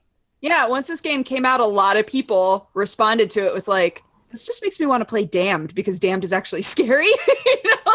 Like this game, that's the other big problem with this game is it's not like it makes me panic, but it doesn't make me feel scared at all. There isn't a ton of tension to it. I don't know. No, there isn't. I mean, the fact that you're playing in third person is half the reason why there's not a lot of tension, you know? The killer can't really sneak up on you. I don't think the sound assets are really that great either. Like, I need real creepy ambience and things to get me into that sort of thing. You know, it's in many ways a little bit comical, which a lot of slasher movies are kind of a bit comical. So it's not like it doesn't stay in theme. But, you know, Damned did make an effort, so I'm told, to be more of a horror game. We should play that together at some point and see what happens. Because I did not get to play that when it came out. I know Mathis has been into trying that again. I've heard mixed reports. A decent amount when it first came out and said good things. So, yeah. I would love to try it. What's that one? Wasn't there one... it was either asymmetric or it was just one of those games where it's like some people play the good guys and some people play the bad guys. What was the one where some of you were playing vampires? Oh, the game that got shut down? The Legacy of Kain one? That was really good. I'm pissed off they're shutting that down. What was it called? What was that one called? Fuck. I can't remember. Well, I think that's half the problem. They couldn't even get us to remember what the fuck it was. Marketing, not really on their side, apparently. Yeah, because I played a bunch of that, and I was into it. God, fuck, what was Nosgoth. Oh, Nosgoth. Because I heard they're shutting that down. They shut it which down. is like, that was a pretty cool spin on the whole Left 4 Dead style, you know, asymmetric team-based thing. And apparently it just didn't work. People didn't, they didn't go for it. I feel like I heard a lot of people talking about it, and I played it a fair amount. So did I. I guess not, though. Yeah, I enjoyed what I did of it, because it gave me that Left 4 Dead feel of, you know, I loved coordinating with my fellow vampires. Like, all right, fellow vampires, I say, wearing an ironic t-shirt. We're gonna, what's up, fellow vampires? But after that, it's like, all right, I'm the charger. All right, I'm gonna get them from this side. You wait for them to come around here. You fly in, dude. Go pick off their fucking healer right here. Go drop him off a cliff. And you dive in and use the smoke here. It's the same feeling as the Left 4 Dead 2 versus mode. I thought it was cool. I liked it. And I loved the fact that, you know, that both sides play differently. And you got to play both of them. You got one round as the humans and one round as the vampires. That was a good game. It wasn't Legacy of Kain in any way.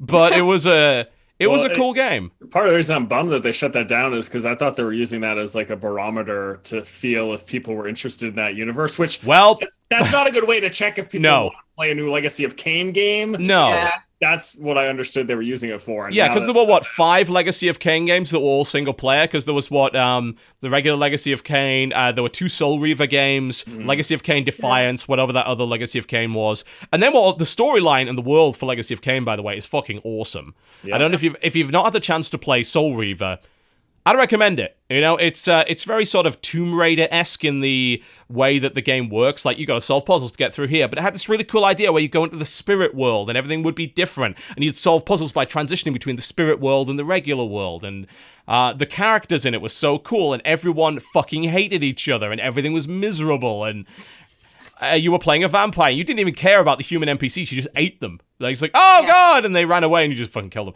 It was a great series. But, yeah, you're right. This is not a good barometer, because it was a multiplayer versus game. Yeah. Nobody asked for that. But on its own, I think it was good. I think maybe the business model killed it, too. Because it was a free-to-play game, which means grinding and, you know, unlocks and stuff, and there's only so much of that I can tolerate. But I find it a shame that it's disappeared. Although I will say, apparently, Killing Floor 2 now has a versus mode. I don't know how good that is, but I'm interested in trying it. Guys, side note, still need to play the ship. Still need to play the ship. They've got servers now. We can totally get the ship remastered. We can play a session. I love the ship. The ship's fucking great. I just really like interesting multiplayer games that try different shit. You know, and the I remember fondly the ship. I'm hoping the remaster does well. Certainly better than Bloody Good Time did, which was a disaster for them. Worth noting, Legacy of Kain Soul Reaver on Steam for $7. Hey! I think GOG has those games as well, right? They're Probably. I think they have like all the Legacy of Kain games. I don't know. I feel like they do. It was either just that they released it on Steam or that they released an updated version. But It's I remember cheaper on playing it, GOG. like, a year ago. Oh, of course. $6 on GOG, and it's guaranteed to work, which the Steam version probably isn't. All the Legacy of Kain games are $6. The Defiance, Blood Omen 2, Soul Reaver, and Soul Reaver 2. I'd like to see, bearing in mind, like, that in a weird way, that game kind of reminds me a bit of Dishonored. I don't know why, but the whole, like, this is kind of a stealthy game, and also kind of a not stealthy game, and that's a terrible description. I'm a professional critic. What the fuck is wrong with me? But I just think for some reason, like in a world where Dishonored did really well, and even games like Assassin's Creed, I think took some influence from those games. A modern Legacy of Kain would probably do pretty well. Oh my god! Looking at these screenshots, it just like brings me back to the original PlayStation era of like playing like Tomb Raider and Legacy of Kain. There's something special about those games. There's like 5 textures. All the walls look the same. There's like 2 paths, but I don't know. I played Soul Reaver 2, I think, on Dreamcast. The original Soul Reaver on Dreamcast, and it was definitely one of the best games I had on that console. And I didn't really like the puzzles. I used walkthroughs for the puzzles, but it didn't matter because the story was so cool, and the combat I thought was really awesome, and they had some stealth aspects, and the shifting between the spirit world and the real world was such an interesting idea that hadn't been done before. Man, I'm getting nostalgic. I never played Soul Reaver 2. Maybe I should just get the GOG version and actually fucking play that game. Let's have a nostalgia fest. Yeah, cool. That's something I want them to do more of in-game, is to have, like, a daylight version of a world and then phase into another I think that's a cool concept. I think that could be used more.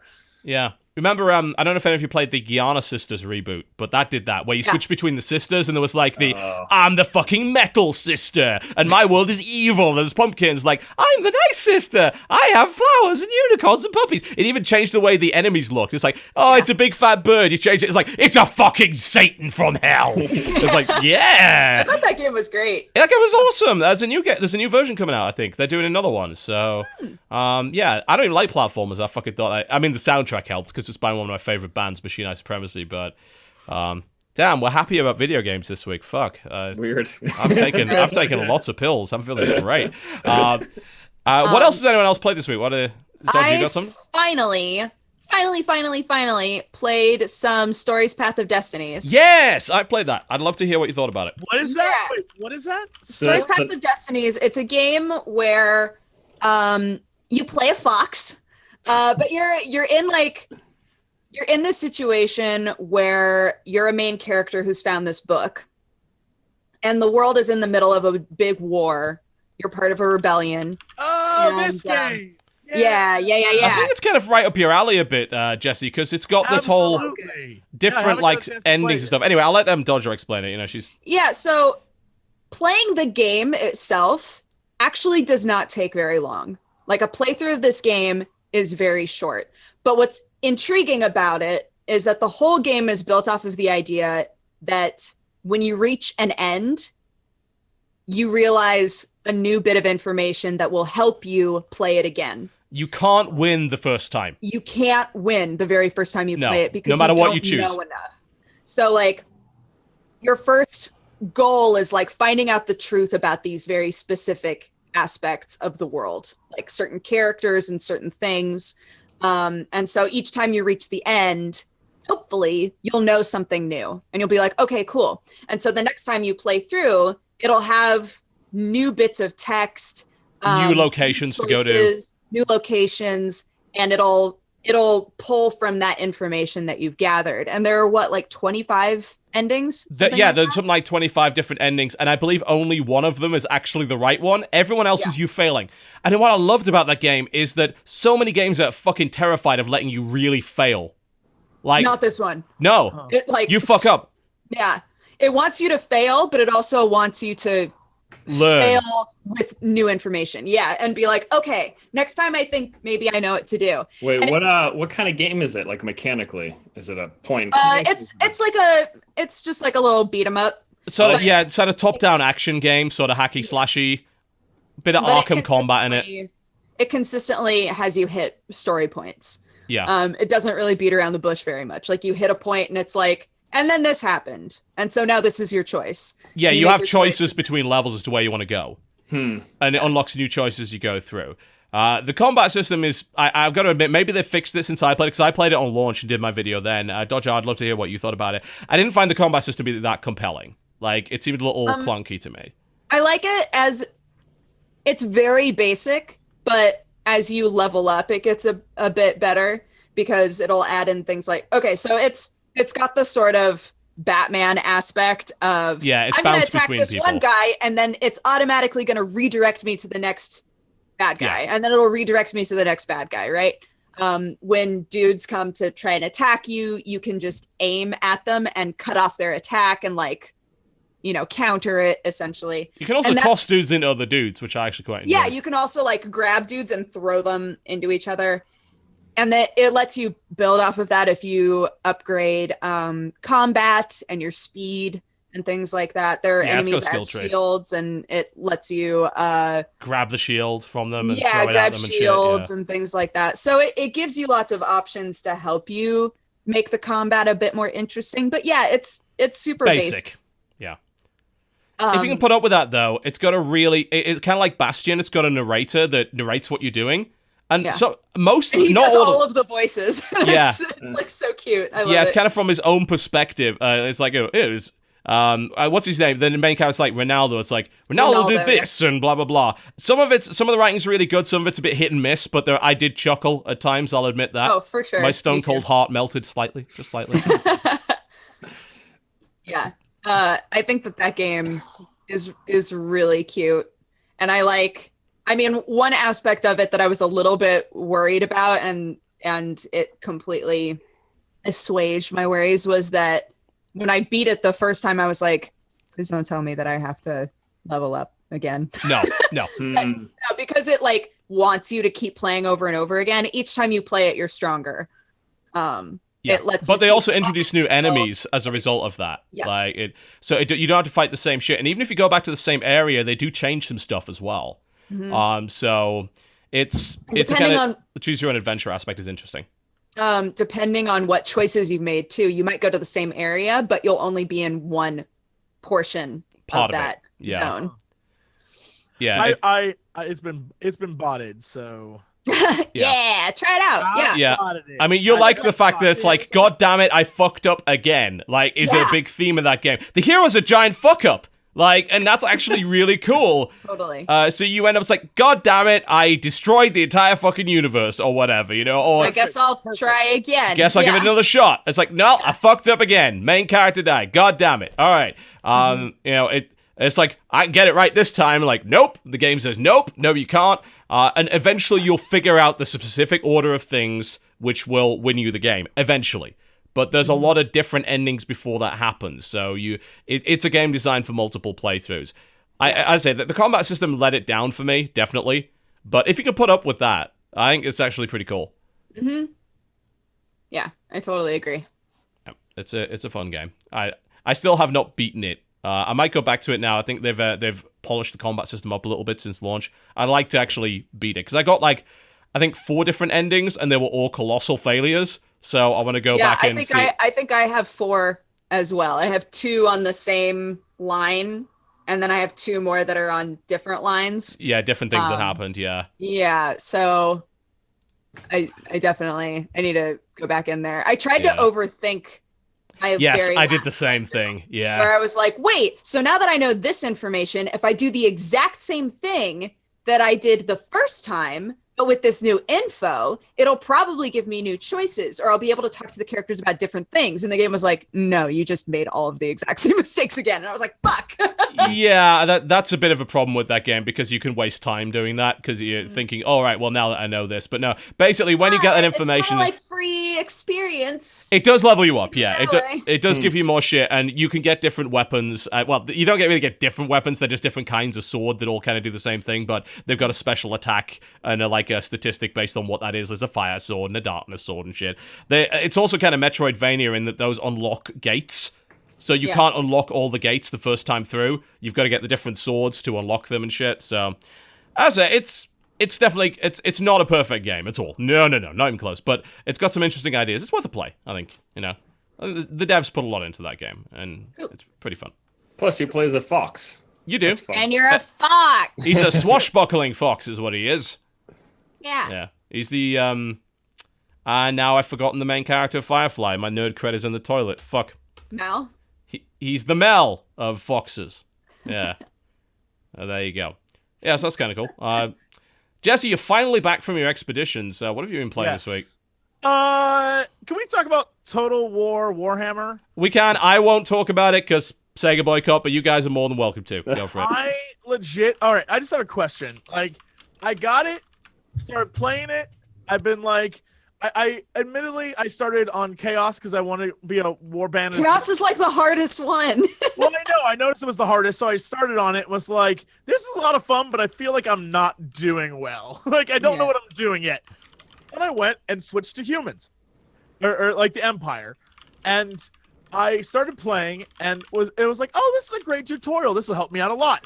And I did everything the tutorials told me to do. Followed it step by step, and at one point, it's like, my lord, it's easier to siege a castle than starve out an enemy. And I was like, okay, siege.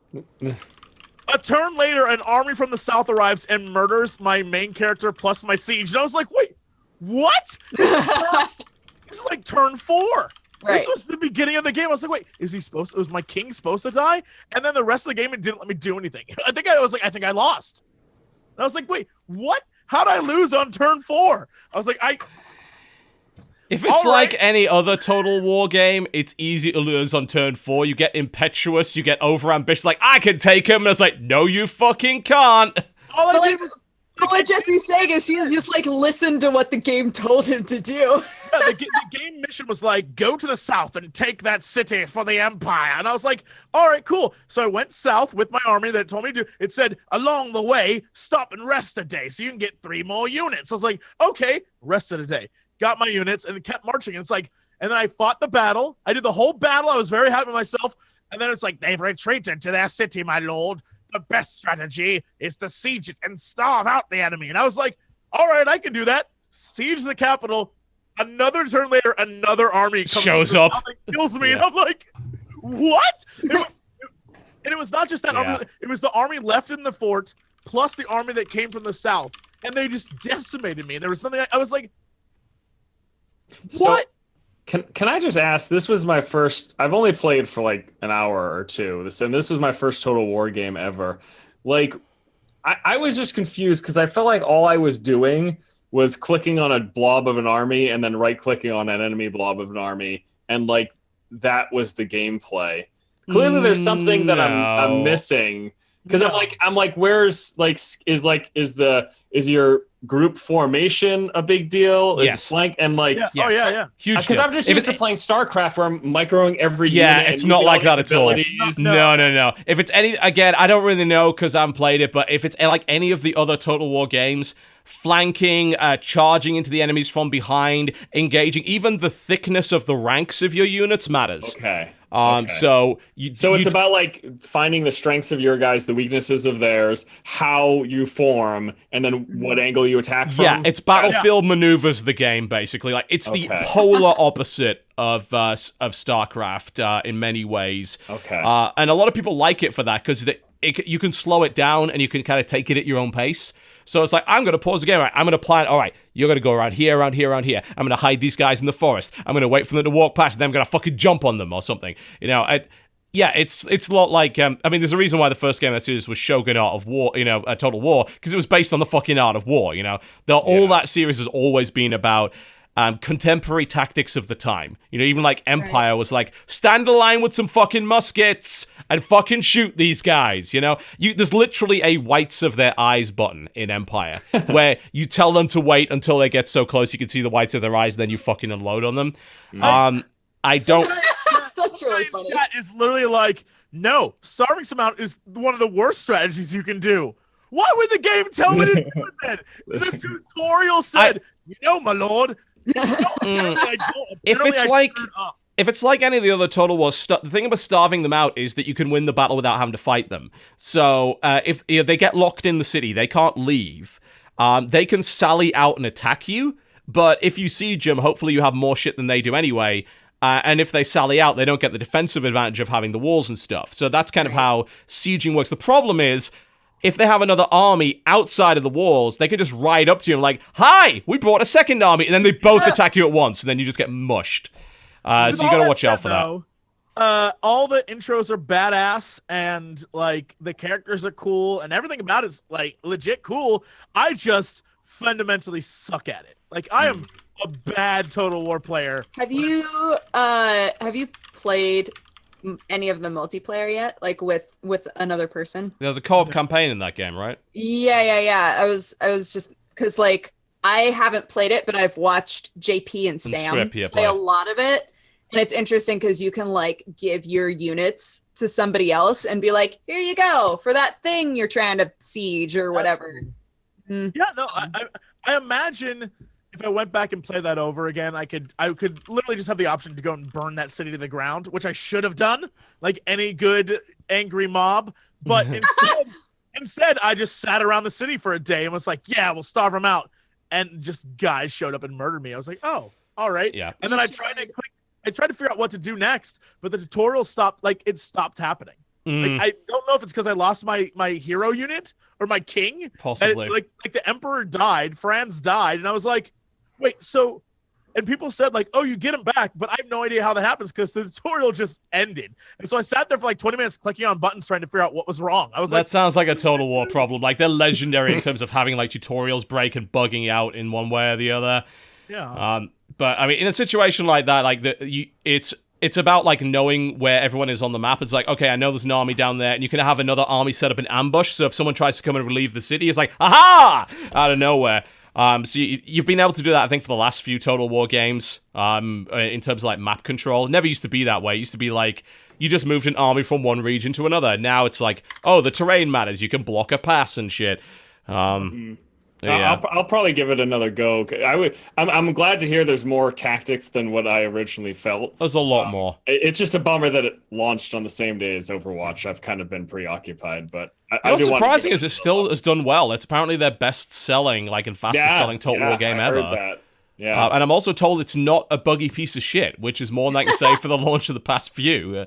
People did tell me, though, that the multiplayer is not why you go to that game. It's not. It's not. Okay. It's more about the big set piece battles and all that stuff. Yeah, it's about taking it at your own pace. Like all the Total War games, like you just sit around and take it at your own pace, and even the real-time battles, you can pause them and take as long as you want to make your moves and stuff. I think that's why Total War's always been so popular, because it is the anti-StarCraft in that way.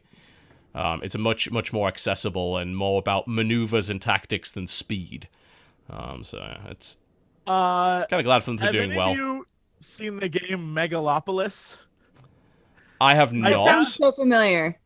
It's not at all what you think it is. Okay. I downloaded it because it literally was like sold to me under the idea of it's a French developers' take on the American election. And I was like, what? So when you start up, it literally is like, what if Obama could run for a third term? Then it's like, so basically it is you. Are you sure it's called Megalopolis? I can't even find this on Google. Is it not called Megalo Polis? Sorry. Megalo. It's separate. Megalo Polis. Okay, that is not in all the same thing, but Megalo Polis. Okay, I see it. That sounds like it's Latin for something. Megalo Polis. So, literally, it is. You can play as either Trump or Hillary, and it's a game where you play to like sway voters, and so you move from district to district. What in the like, fuck is Obama doing in this trailer? I've got to show this to people. It's crazy. It's crazy. It's a game that I think. Oh, shit. I don't know exactly how much fun it is, but I had a blast just because it was weird. And the selling part of this game is that all the voice acting in the game is taken from their speeches, but raised 5 octaves higher and done very. So when you play as Trump, it's literally Trump going like crazy shit. It's like, we're gonna build a wall. We're gonna pay for it. It's fucking. Oh my! Dodger, you watching this trailer on the fucking stream right now? Oh my god! Oh my god! What the fuck? I do not know. I just love seeing Trump's hair rendered in such a manner. You see Trump's bling? He's wearing some serious bling here. Like, holy shit! This is ridiculous. What the fuck? And so you go around to districts, and so each candidate has people he or she is better at addressing. And so you have to go around and target specific districts, and then you're running in races against other people around the country, and each level is a different state. And then you can select states to go to, and you go to the cities, and what happens is other people can move in on your territory, so you have to fight them and like throw down a podium and do speeches. But all the speeches, all the talking, again, is like sound clips of speeches that these people have given in real life, but done 5 octaves higher very quickly and edited together to be like my fellow Americans, we need more guns, like crazy shit. It's so funny, and I'm like, this game at its surface is really kind of boring, but everything in it is so ridiculous. It's funny, and you're like, oh, I need to keep going. I mean, I find that with a lot of political games. Like, I've always found this about the Political Machine. I know you and Crendor like to play that like every year it comes out, but I played several versions of Political Machine. I've always found them dull, but what's fun is role-playing a character in that game. Absolutely, you know, it's that I think is. I think if you want to play a really good political game, play Democracy 3, like by Cliff Harris. That's a really cool game. This is more like it's got a political sort of theme put on the top of it, and that's kind of what keeps you playing, because the theme is compelling, but the gameplay kind of isn't, you know? Yeah, the gameplay is literally just move from, like, these different squares as your character, and then you, like, either throw money at people, or you, like, go around and collect money so you can keep throwing money at people. And, yeah, it's very silly, but very simplistic. And what keeps you playing it is the fact that it's ridiculous. Like, it is a ridiculously made game. But I saw it and was like, wait, what? And I was like, I need to play this. I need to play this fucking game. That's a thing. Yeah, it's currently in early access on Steam right now. Definitely. I couldn't believe there was a thing. I was like, all right, great. I'm playing it. Very interesting. We're going to build a wall. We're going to make a bid for it.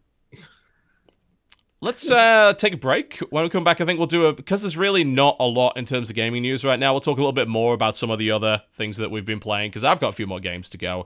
And then we will cover what news there is, which is, I mean, it's pre-E3. It's mostly like a couple of different game announcements, and that's really about it. Yeah. But we'll see how that goes, and then we'll give you the releases. You're watching the Co-optionaI Podcast. Do not go anywhere. We will be right back. Hey. Ladies and gentlemen, welcome back to the Co-optionaI Podcast.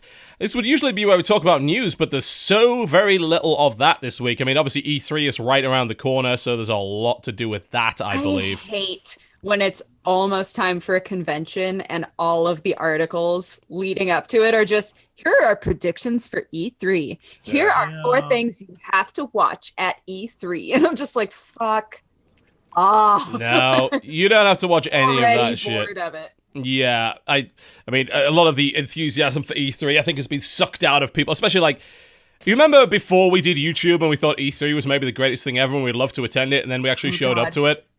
And now this year, I'm like, I don't have to go to E3. What a Christmas miracle. Yeah, you're doing the Rift stream with JP on some of the stuff. Yeah, I'm planning on doing the same thing, I think. So I don't know who I'm going to get in. So we can fight, though? We can fight. It'll be great. We can fight like West Side Story? Yeah, man.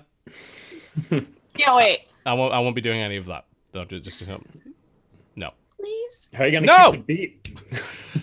Hey, I got sick rhythm. I was, one thing I was playing, by the way, just as a quick mention of it, because the art style of this game is fucking amazing. The Metronomicon is a forthcoming rhythm-based RPG. Yeah. Played it at PAX. My footage fucked up, like I had no audio, so they sent me the PAX demo so I could get it at home. Nice. That's awesome. So I recovered that, and that game has some of the most hilarious fucking animation ever. Like, all of the enemies have their own dance. And it's just so well drawn and so well animated. It's really neat. The problem with the game is that you have to, especially at the higher difficulty levels, you got to focus so much on the rhythm game stuff. You don't get to watch the enemies dancing because you're like, oh god, trying to control the rhythms of 4 different characters at once. Oh my god. Yeah.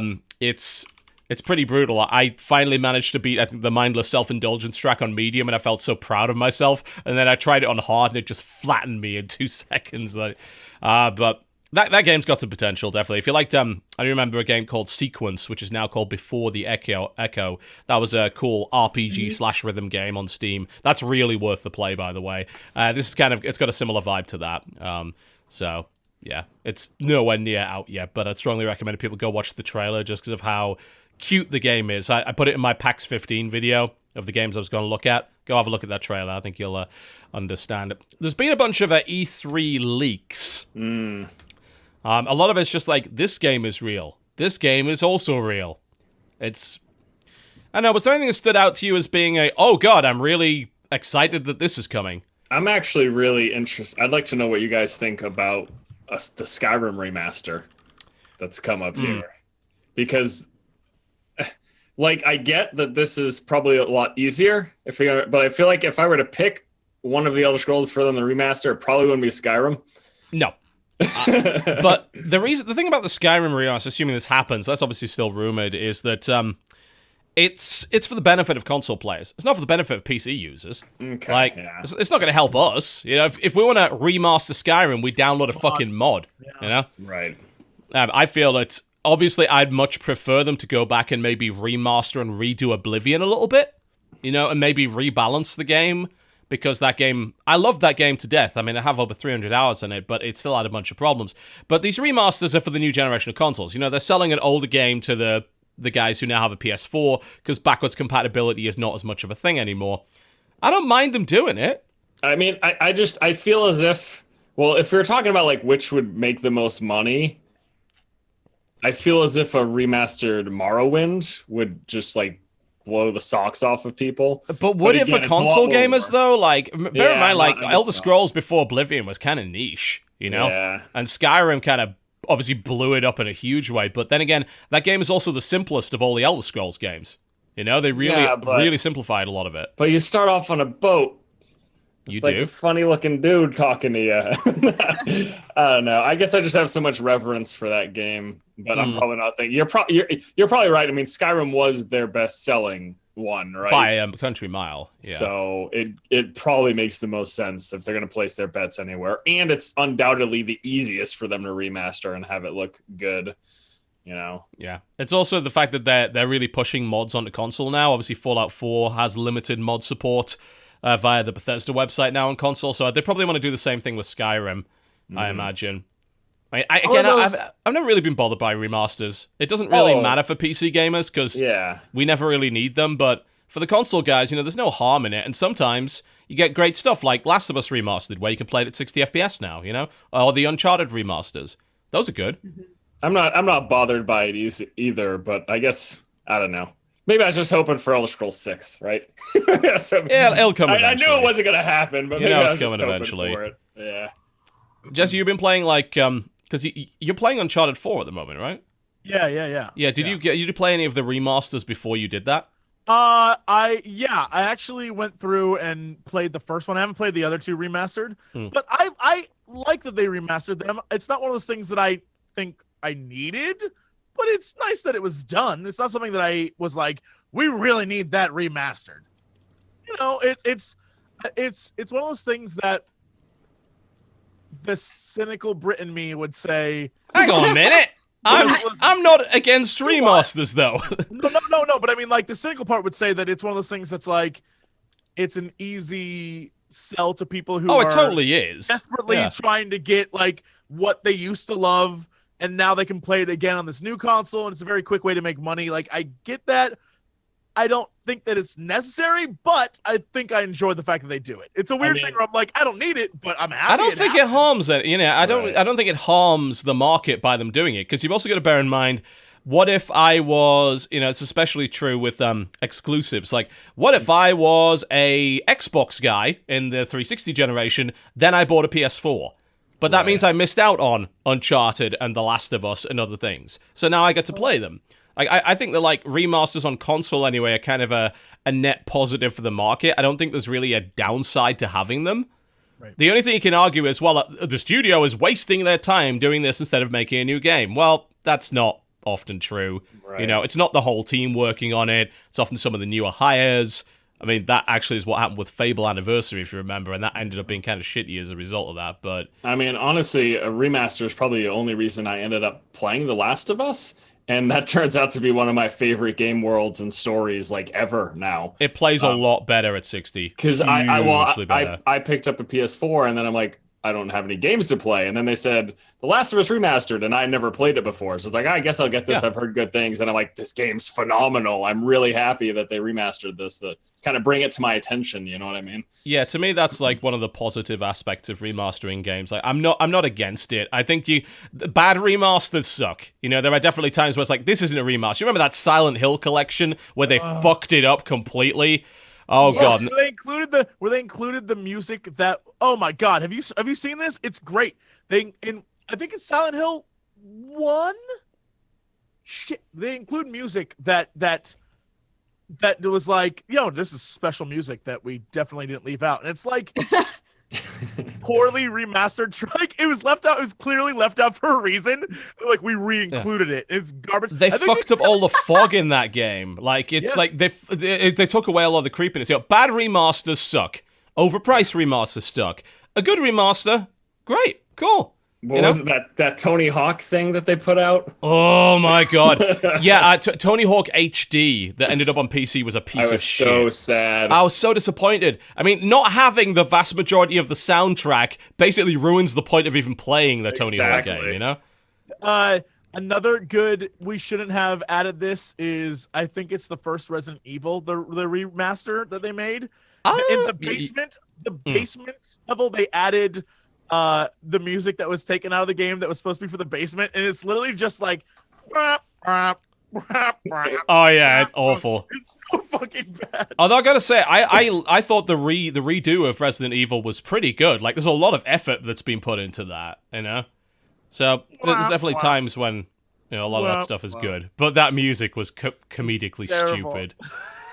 Yeah. Really bad. What else has been leaked from E3? Recent... I just got an email earlier. If someone was watching in chat, they probably saw me like this. That's because I was reading this email that I just got, that apparently tomorrow at 11:30 a.m. Eastern, 8:30 a.m. Pacific, they're doing Deus Ex Universe pre-E3 showcase on Twitch. Yeah. So... I'll watch that shit because I love that franchise, so I'll be down for that. I'm avoiding it because I don't want to get accidentally spoiled on any of it. I just want to go in blind, I think.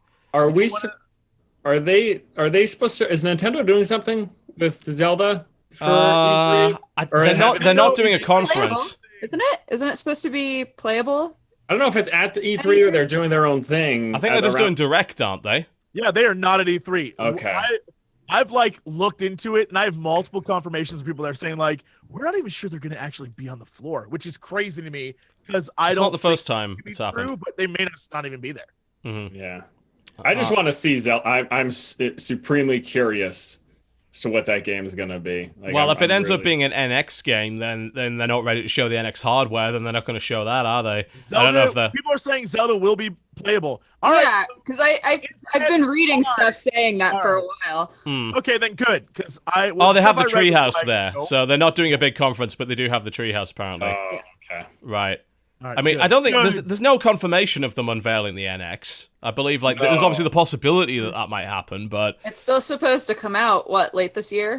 I mean, there's some rumors that it's been delayed until like March of next year at this point, but nobody knows what the fuck is true with the NX because Nintendo literally will not confirm anything. The fact that they won't show us anything is so concerning It's to pretty me. pissing me off. Like it's I definitely annoying me. wonder if the wind's kind of been taken out of their sails. I feel like they must have thought with the NX leak or reveal or whatever it ended up being when it first came out that this was going to be like, hey, we're getting a more powerful system comparable to the PlayStation and Xbox, and now both of them are like, hey, we're releasing more powerful systems in the next 6 Yeah, months. because like everyone's like, yeah, those consoles are actually underpowered. I'm like, all right. I believe they claim to have confirmed their next one to be at E3. The thing is, don't believe anything you read about E3. The whole point of that I is literally to just read an surprise article people. they said Nintendo wasn't going to be at E3. And I was like, oh, they're- It's generally not Don't good believe to listen to anything. that stuff. Yeah. A few other things. Apparently, Injustice 2 there's a promo posters got leaked for that, and they're going to be incorporating the character variant system from Mortal Kombat 10, which I think is pretty cool. That was really cool. Although that probably means there's a smaller character roster for that, but I am looking forward to playing some Injustice 2. That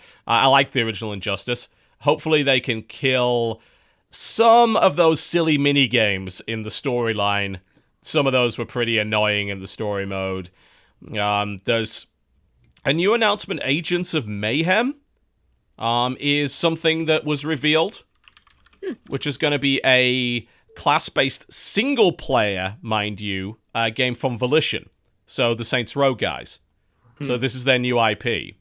The trailer looked kind of cartoony, a bit wacky, but apparently there's going to be 12 unique agents to switch between. But it's going to be an actual single-player game. It's not going to be like an Overwatch or anything. So they've just showed the cinematic trailer so far, but that's something that's going to be showing up at E3. So always cool to see new Mass IP. Effect will be there. Oh, Andromeda? Yeah. Yeah, Andromeda will be Still there. have no idea what that's going to be. I wonder if at we're this going to point. see gameplay. Not a Hope clue so. what it'll be about. I hope so. They also, I mean, games we know that exist that'll be there. Battlefield 1, can't wait to play that. That'll be a shit ton of fun. I mean, And I'm not going to Titanfall 2. pretend that I'm not excited for that in some way, Right? because it's just so cool to see a different era of war finally represented in a less realistic way. You know, Verdun is a great game, but it's also hard as balls, and I kind of just want to run around hitting people with a spade and maybe, like, flying a fucking triplane at some point. Yeah.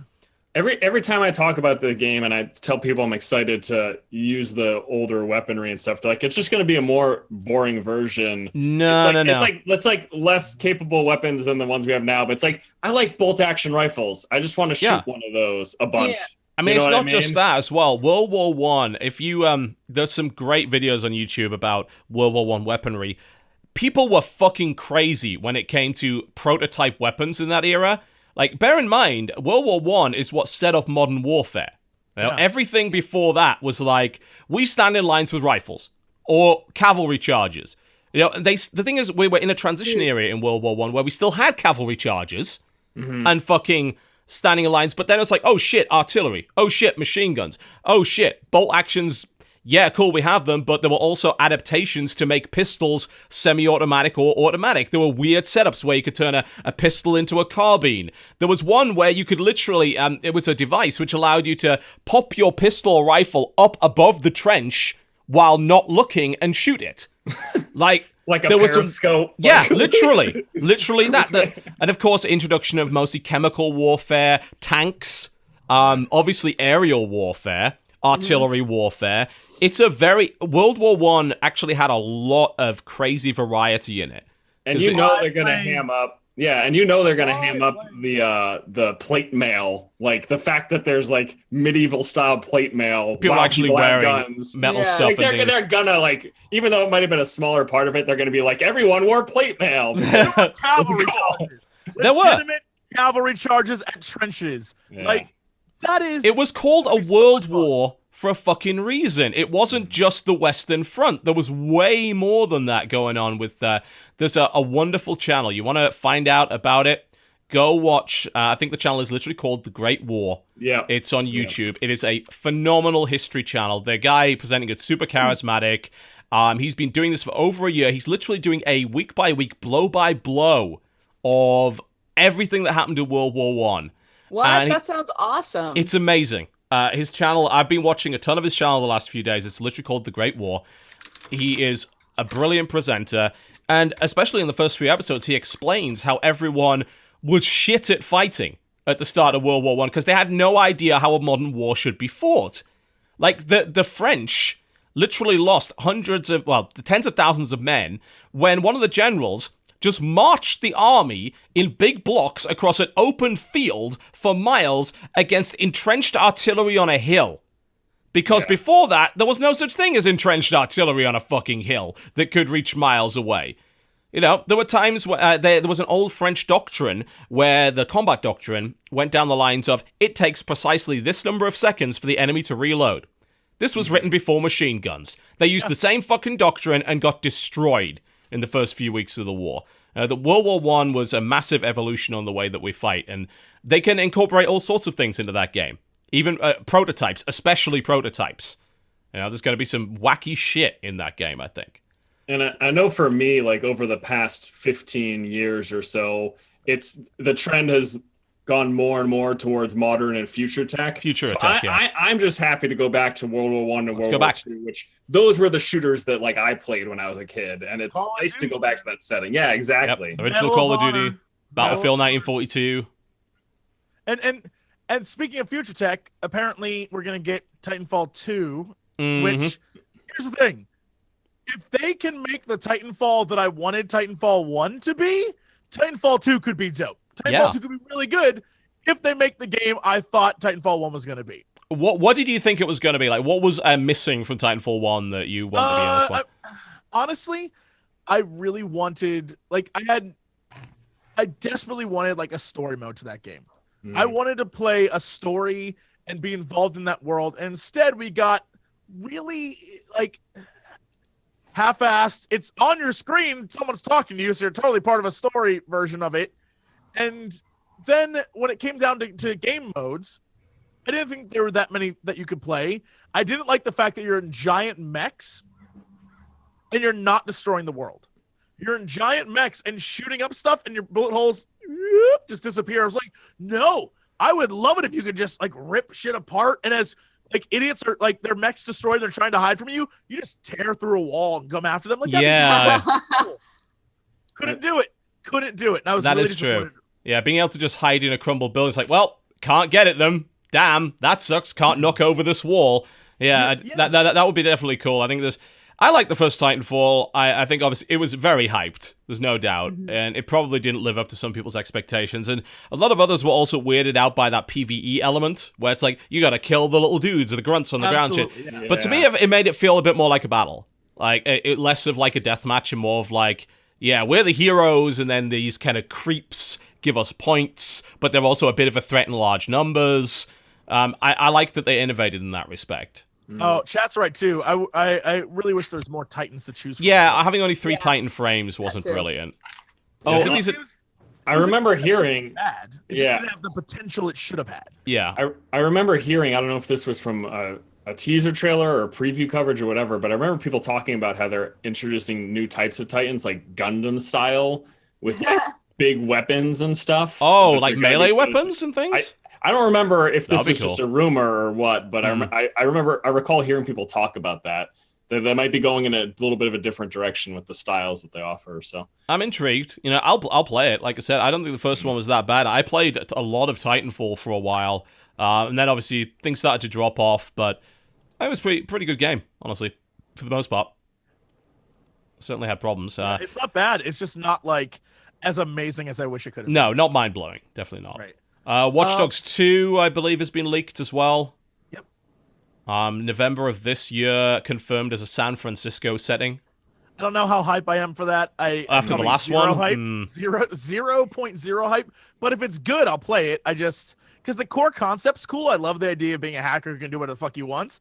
But the first one was every I have to climb a tower and unlock shit game that ever existed. It was fucking GTA with magic powers, is what it was. Yeah, it wasn't great.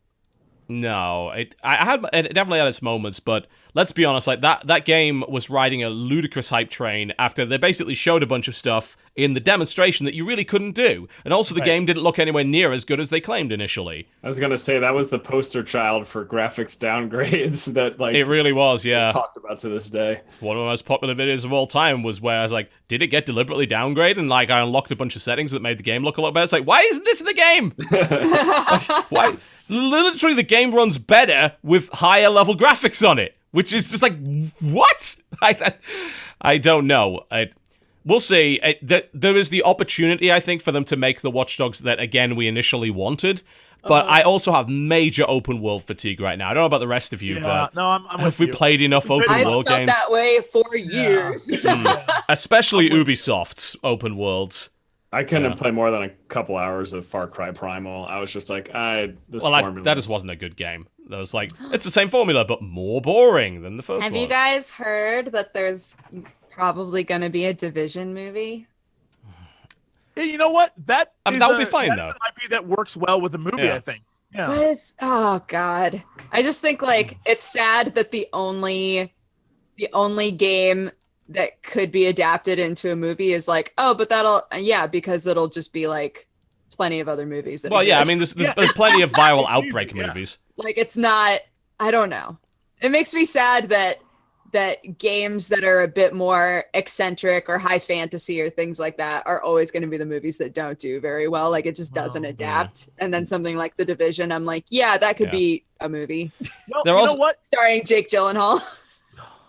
They're also going to have to make that actually be a movie in which what the characters are doing makes sense. Because I've said it time and again, you're basically Judge Dredd in that game. And in a game that works, that makes sense. It's just like, to me, it was a massive, missed opportunity to have you be an agent that's truly rebuilding the city and interacting with people in a way that doesn't involve a bullet to the face. I understand it's a shooter, but it could have been more than that. And that's what kind of pissed me off. I know some people were like, this sends a bad political message. I'm like, it's a video game, doesn't send any political message. Go to hell. How funny would it be if the movie was like, I got shot in the head, but I got plenty of life left. The search for the magic bandana.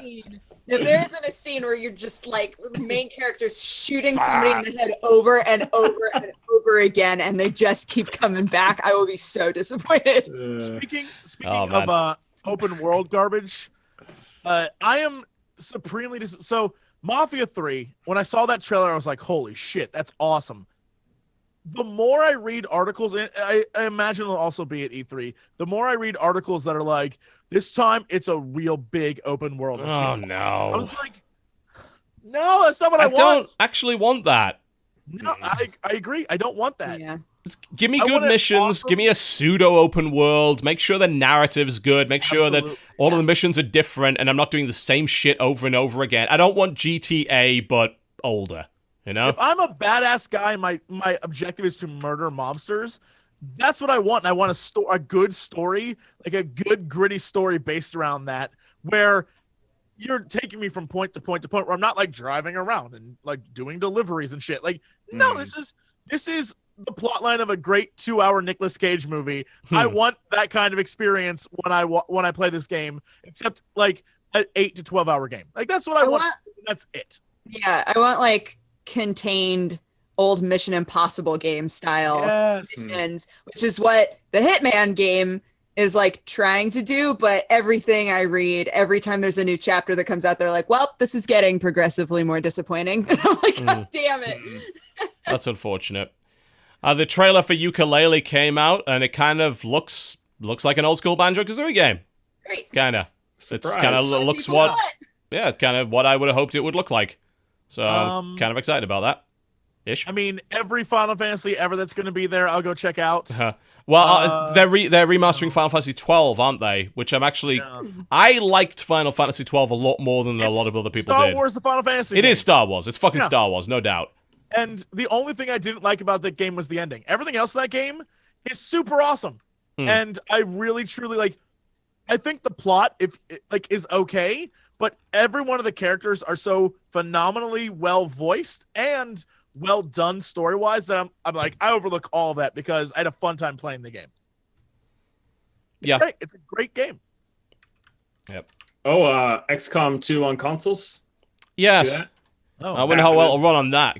They're still having performance issues with that even on PC. Are they? Yeah, I mean, I pointed that out when I first, I played the whole fucking thing through, as people are probably well aware, and it had performance issues, but being a turn-based game, it was not quite as important, but it's apparently still got those. Like, it hasn't been fixed for a lot of people, so hopefully they sort that out. For Axis, you make great games, but hell, when it comes to performance, you guys have some issues there.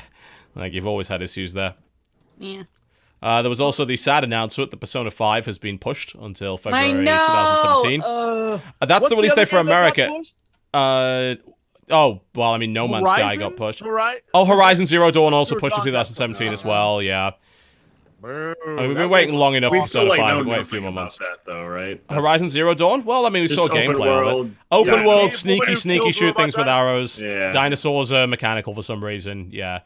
It's that. Look, I'm into the aesthetic. I love looks the aesthetic. cool. All I can say. The main lady looks like a badass, so... You know what everyone thinks is gonna be dropped is the visceral Star Wars game. Oh. I'm intrigued. That's the big rumor. I'm excited for that. If they made a violent Star Wars game, because I mean, I thought Force Unleashed almost kind of got that. Almost. If they made a truly violent Star Wars game, I feel like that trend. Like, if every rumor that we've heard so far about Rogue One is true, that they made a Star Wars war movie and they basically were like, no, make it an adventure movie. So they're reshooting stuff. oh god, that sucks. I'd love a Star Wars war movie. Like That's what I thought. great. That's what I thought that we were going to Star War movie. right. yeah, All the press stuff was like, we're putting the war back in Star Wars. It's going to be like an actual war movie. And apparently, someone at Disney was like, someone's "Can we castrated not it. do that and make it an adventure movie?" Which is, rumor was that the scene that I desperately wanted was actually in the movie, and they are like, "No, that's." People who don't know, what I wanted was the end of the movie to be Darth Vader murdering everyone, and rumor was that scene that was in the movies. There's a scene with Darth Vader just killing everybody, and I was like, "That would have been so perfect," and they're like, "That's too violent." No, Disney, come on. Fuck you, Disney. So that's the rumors I'm hearing, but yeah, and that has me worried for this game, because this game was supposed to be like that badass, like Star Wars explodey bodies kind of game, and I was like, Yeah. I can't wait. And now I'm worried that might translate into the gaming market as well, It's which entirely possible. that's Yeah. not great. I mean, does Disney make explodey body games? Well, Disney doesn't really make games anymore. Well, like, didn't they? I They mean, pretty do much they pulled out license of the game publishing side of body things. games. That's This- what I'm wondering. Mm, Because Battlefront wasn't really that. There's zero blood in Battlefront. no, right? that's a If I T-rated recall. game. Yeah, Yeah. no blood. I'm just curious. They might. Hard to know. I'm very, very interested in seeing what happens with this game, because if you look at the CVs alone, everyone involved is like, this should be a phenomenal game. This should be like the Star Wars game everyone has wanted for a long time. We know nothing about it. So I'm We don't know a hoping damn thing. we finally get a good announcement. I think that's what everyone thinks is going to be the big, like, we kept this a secret forever. Now we're going to announce an E3 thing, which would be so cool, but I won't hold my breath. Yeah, we don't know much about that. But yeah, I think that's like the majority of like leaks and sort of pre-announcements. Obviously, we'll get a bunch more at E3 itself. I don't really know what to expect. There's nothing that I really want to have a big look at this point. Kingdom Hearts 3, maybe. One day we'll get that. One day. I'm also intrigued to see, because Ubisoft apparently is announcing 2 VR games. I'm intrigued to sort of see what we're going to see from VR at this event. I assume we're going to see a bunch about PlayStation VR, so I want to see what kind of games they have available and what's going to be coming to Oculus and Vive as well, so I'm intrigued. Or if there's going to be some sort of new VR announcement, maybe another company making a different kind of headset or whatever, so Boy. yeah, I'd like Just to know. what we need. I don't know that we'll see anything for Beyond Good and Evil 2. That's never coming out. Let's just Yeah, accept it everyone and keeps move on saying with our that's lives. Yeah. Is it Last Guardian getting close? Yeah, I don't it is. think we're gonna see anything for that. I fundamentally believe we got that thing we got last year, and they're just like, that'll keep them busy for a few years. Yeah. 10 years. Yeah, I don't think we'll see anything else. If we do, I'll be so shocked and thrilled that actually is coming. So it's weird because the window for the graphic style of that game is like rapidly closing. Closed, right? Every time I see anything from that game, I'm like, oof, this is looking older and older every minute. It is. I mean, it was originally supposed to be a PS3 release, you know? It's definitely aging. There's also rumors of Prey 2, Wolfenstein 2, and possibly Evil Within 2 as well. I would love another Wolfie game. That game was phenomenal. I would love another Prey game. That game had its problems. I don't think we want the whole, oh, you're dead, shoot spirits with your spirit bow to get back into the game minigame. That got tiresome pretty quick. But I would, Prey 2's been in limbo for like a decade. So I would love to see another Prey game, because that game was actually pretty good. You can't even play it on PC anymore. The licenses expired. They actually pulled it off Steam. You can't even get it. You got to play it on console if you want to pick it up. We'll see. Obviously, Bethesda has its own conference, so that might be the most interesting of the lot, because we really don't know what they're coming up with this time. I love the fact that they're like, we do ours Sunday, but EA's now doing theirs Sunday as well. I think earlier in the day, which is interesting. Yeah, I am intrigued. Yeah, so, I mean, that's what's coming up at E3 that we know of, certainly. There's no doubt a lot more stuff that's going to be popping up.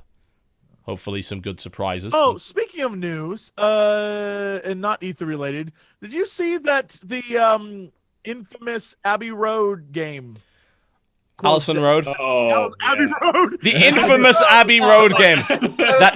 Hey, have you ever wanted to combine survival horror with The Beatles? I know I have. The infamous Abbey Road. John, there's someone inside the house, John. 4 men trapped under the sea in a yellow submarine.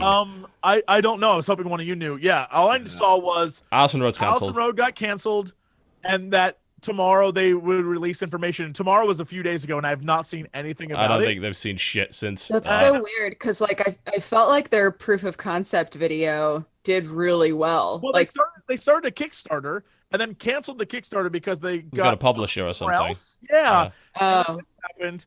And a lot of people are saying maybe the team is now moved on to go work with the quote unquote like Kojima. Well, with Kojima's new studio. Wouldn't that be interesting? Interesting. Yeah. That's just a rumor, so I don't know if that's true.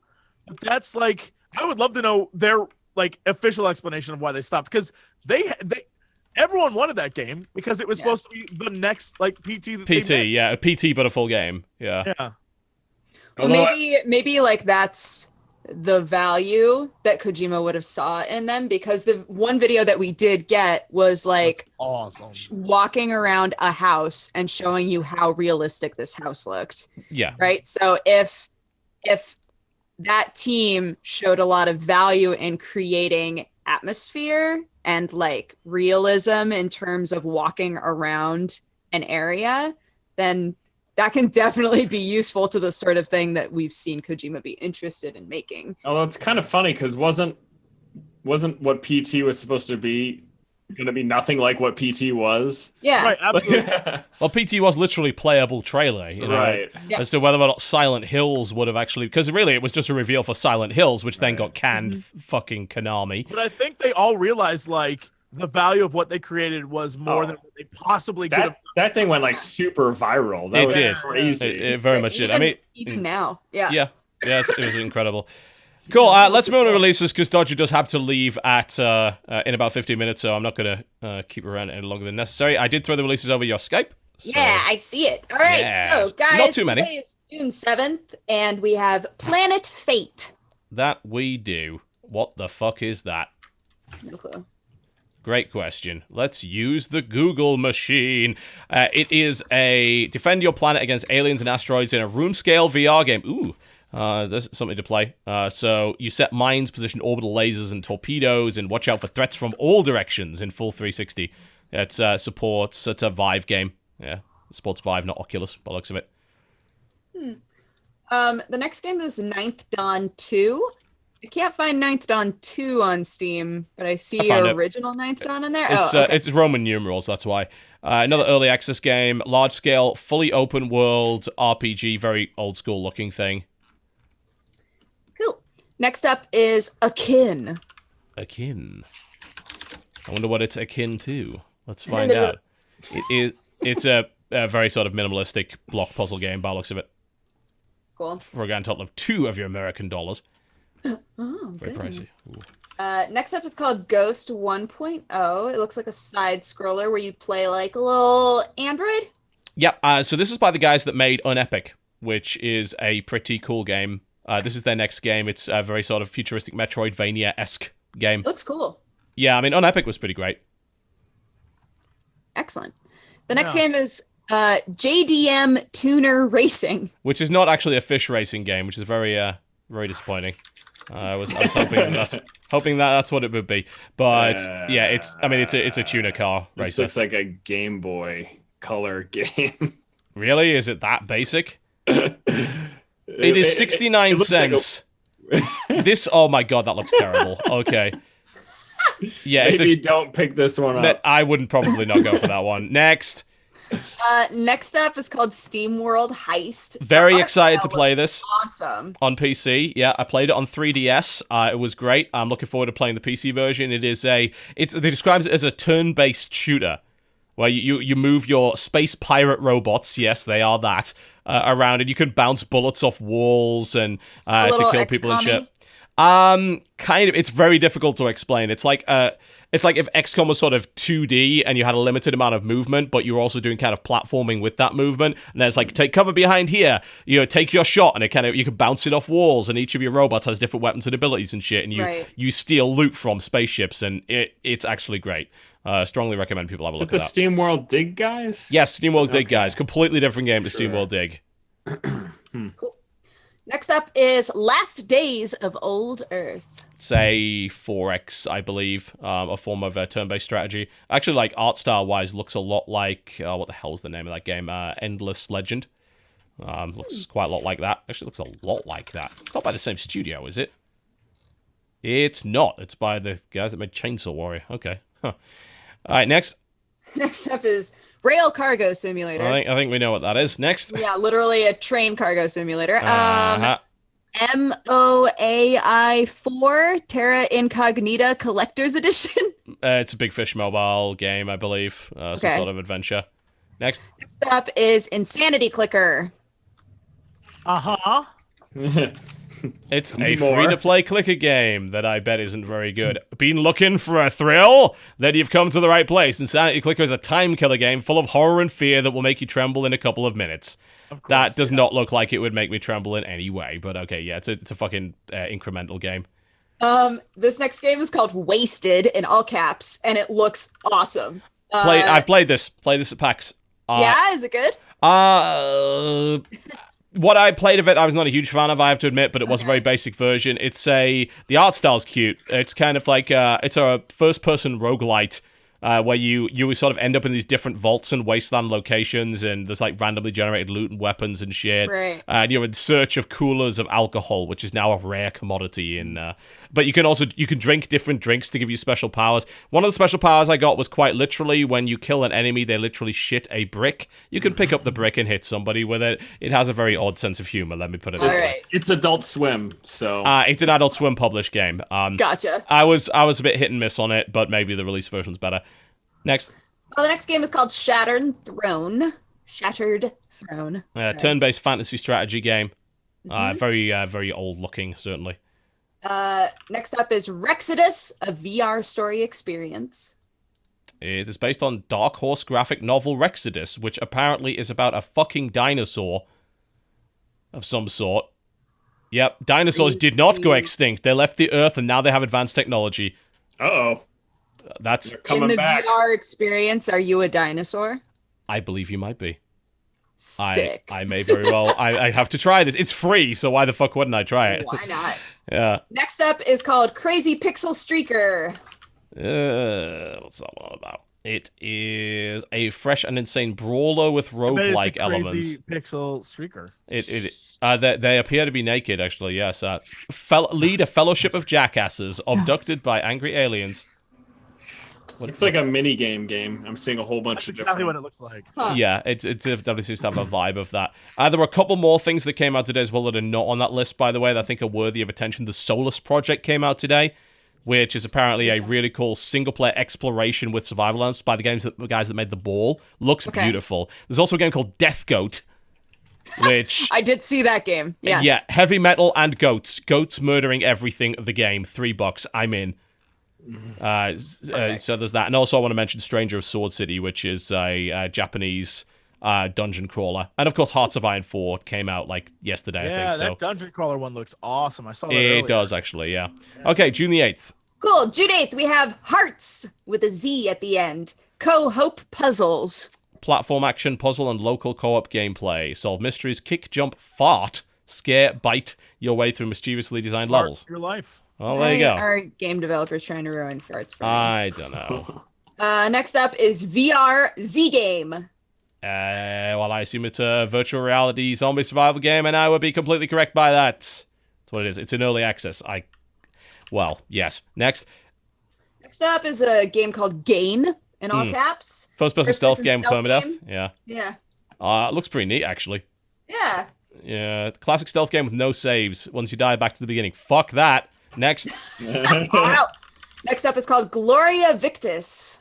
Gloria Victis, an MMORPG with an emphasis on realism. Wow. If those screenshots are anything to go by, this looks pretty great. Enjoys skill-based non-target combat, open PvP with territory control, deep crafting.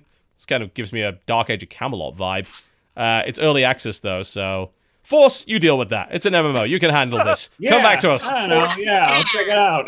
Yeah, you take the hit for us. Next. Next up is called Ludo Supremo. Literally Ludo. Ludo is a shit game. Next. Next up is called Cosmic Trip. It is. Ludo's terrible. Ludo's like almost Monopoly level bad. Fuck that game. Cosmic Trip, groovy VR native first-person real-time strategy game. Playable with Vive. Build and command swarms of Cosmobots and shit. All right, neat. I'll try that. Always like some new VR shit. The next one's called Funk Lift. Says it's a wild race for logistical glory, but when I look at it, I have no idea what the fuck is going on in these screenshots. I have no explanation of what this game is in any way. It's apparently a logic puzzle game. The screenshots are not explanatory. Yeah, it's a forklift game. It's a musical party game with forklifts. Thank God, the games industry is saved. Next. Thank goodness. June 8th, we have Tix Tales. Tix Tales. It's kind of pixely point and click. Great. Next up is called Roadworks Simulator. I think we know what that is. Next. Next up is called 30 Years War. It's a war game. Great description, right. I know. Yeah, sort of grand strategy war game. Is called TikTok Bang Bang. That's a great name for a game. What the fuck is it about? Talk bang bang. An FPS where you can freeze time. Really? But it also includes 90-car pileups and giant robots in slow motion. Oh, it's from the guys that made R and Drunken Robot Pornography. This looks kind of neat, I have to admit. It's just like a super hot spin-off. It's got it sounds some like super hot. You can freeze time. It's not like time moves when you do, but it's more of a like it's got bullet time in it. Next. All right, next up is Doodle Kingdom. Doodle Kingdom. A kingdom of doodles, one assumes. There's actually a lot of doodle games. I'm not sure if they're the same one. Yeah, from the creators of Doodle God and Doodle Devil. It is a brain teaser. Create your own kingdom with castles, knights, walks, and dragons. I don't know what the rest of it's all about. Doodle the night away. But the doodling. Next. Next up is Fracture the Flag. It is an RTS game. Okay. I assume is in the style of Capture the Flag, judging by the name. Yeah, early access resource gathering kind of RTS. Looks very basic, but it's not done yet, so. Next up is called I Get This Call Every Day. The guy who made this is an insane wanker. Next. Next up is Dino Eggs Rebirth. Sorry, this is a guy that tried to drive me out of the games industry with a Gama Sutra article. He can go fuck himself. What do we got? What's the next one? Dino Eggs Rebirth. Dino Eggs Rebirth, yes. Celebration of the 1983 games Dino Eggs. I have never heard of Dino Eggs. All right. Couldn't tell you what that is.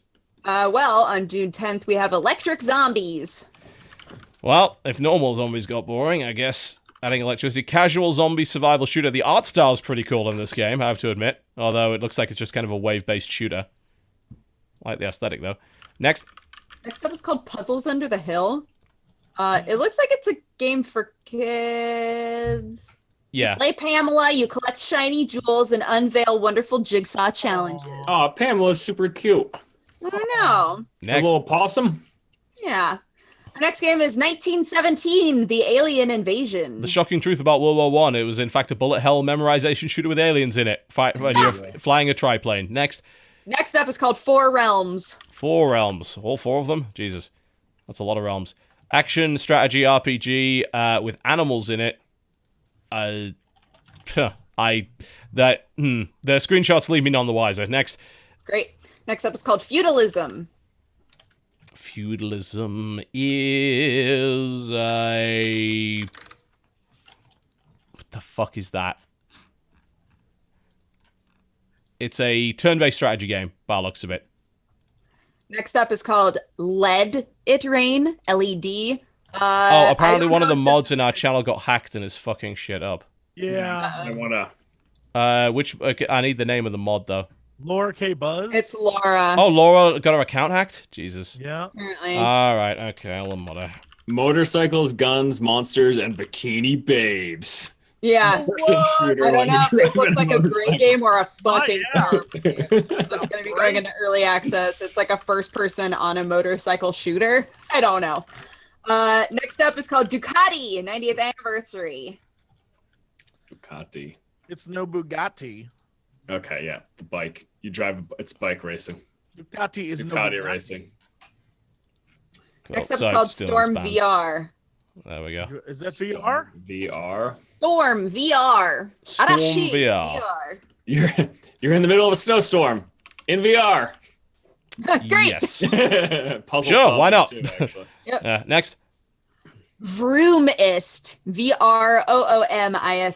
Vroomist. Sorry, I'm just dealing with this. Can you guys deal with this? I think looks like what's the name of that building game where you build vehicles and then you attack stuff? Looks I don't similar know. to that. Physics-based game about engineering, so you build stuff and do things Great. and stuff. Next up, in all caps, Crimson Room Decade. What? Crimson Room Decade? Hmm. A decade later, players must once again escape the Crimson Room. Sure. Stuck again? All How do we right. get back in here? There's the description. Next up is called Shmups Skill Test. Shmups skill test. Mm. Cool way to evaluate your shmup skills. Shoot 'em up based mini games. Gauntlet of shmup nostalgia goodness. I don't have nostalgia for shmup. I don't know what that is. Shoot 'em ups. Oh, derp. Force Shmup Gaming. Hush. Yeah, there you go. The next game is called Defend Feline Earth. Ooh. I think it's a bullet hell 2D arena shoot 'em up. Compete against the clock to defeat as many enemies as you can, but I Wait. think I don't see anything about felines. Yeah, can you in just... this- the main picture, the dude in the main picture. Yeah, is- but besides that, All right. Dodger, I want you to go Google Defend Feline Earth. Go to images. The first 2 images are one is Thor as a cat, one is Batman as a cat, one is a woman as a cat. I'm just getting lots of pictures of cats, so you don't see Thor cat? I don't think so. Why do I see Thor cat? What in my search history had me find Thor cat? I don't know. I'm just a furry and I love me some Thor cat. Sherlock Holmes, The Devil's Daughter, woo, is the next in the Sherlock Holmes series that comes out on June 11th. One Small Fire at a Time is the next game. One small fire at a time. That Right. one oh is god, I think it's graphic a visual novel. Looks like it looks like a visual novel. Great. Next up is VR, and If that's not a not pirate game, I will it's a be- pirate game. Yay! Woo! Defend a pirate ship. Yeah, Excellent. that's cool. Next game is called Grand Pigeon's Duty. Oh yeah, that's what we talked about that one last week. Yeah, we had no idea what that was all about. Oh my god, June 13th, fucking 28 waves later. That game's never coming out. Again. I refuse to talk about that game. It keeps delaying for some reason. On Rusty Trails is the next one. Yeah. Which is a platformer of sorts. Next. Great. Next up is War of the Human Tanks. Oh god, that one. Yeah, that's that weird anime thing. From ages ago, where humans are tanks for some reason. It's a strategy game. It's actually been out for a while, I think. I don't know why it's been listed. Next. I think it's a new Next one. is called Yellow the Yellow Artifact. It's a platformer with adventure and puzzle elements. I don't know. Little platformer. Yep. Looks cute. And finally, we have Fantasy Kingdom Simulator. Fantasy Kingdom Simulator. It is a simulator for Fantasy Kingdom, and nobody is fucking surprised by that at all. What? Yeah, pretty much. Make decisions, race armies, do all sorts of things like that. Yeah, it's what it sounds like. Cool. Dodger has to go, and so do fucking we. Thank you very much for watching the Co-optionaI Podcast. We'll be hosting Strip and Stream right after this side. He's going to be playing Mirror's Edge Catalyst, I believe. Yeah. Yep, so feel free to watch that. Thank you very much for watching the show. Sorry about the delay, and big thanks to our sponsor today, squarespace.com/cooptional, and we will see you next time. Goodbye! Bye.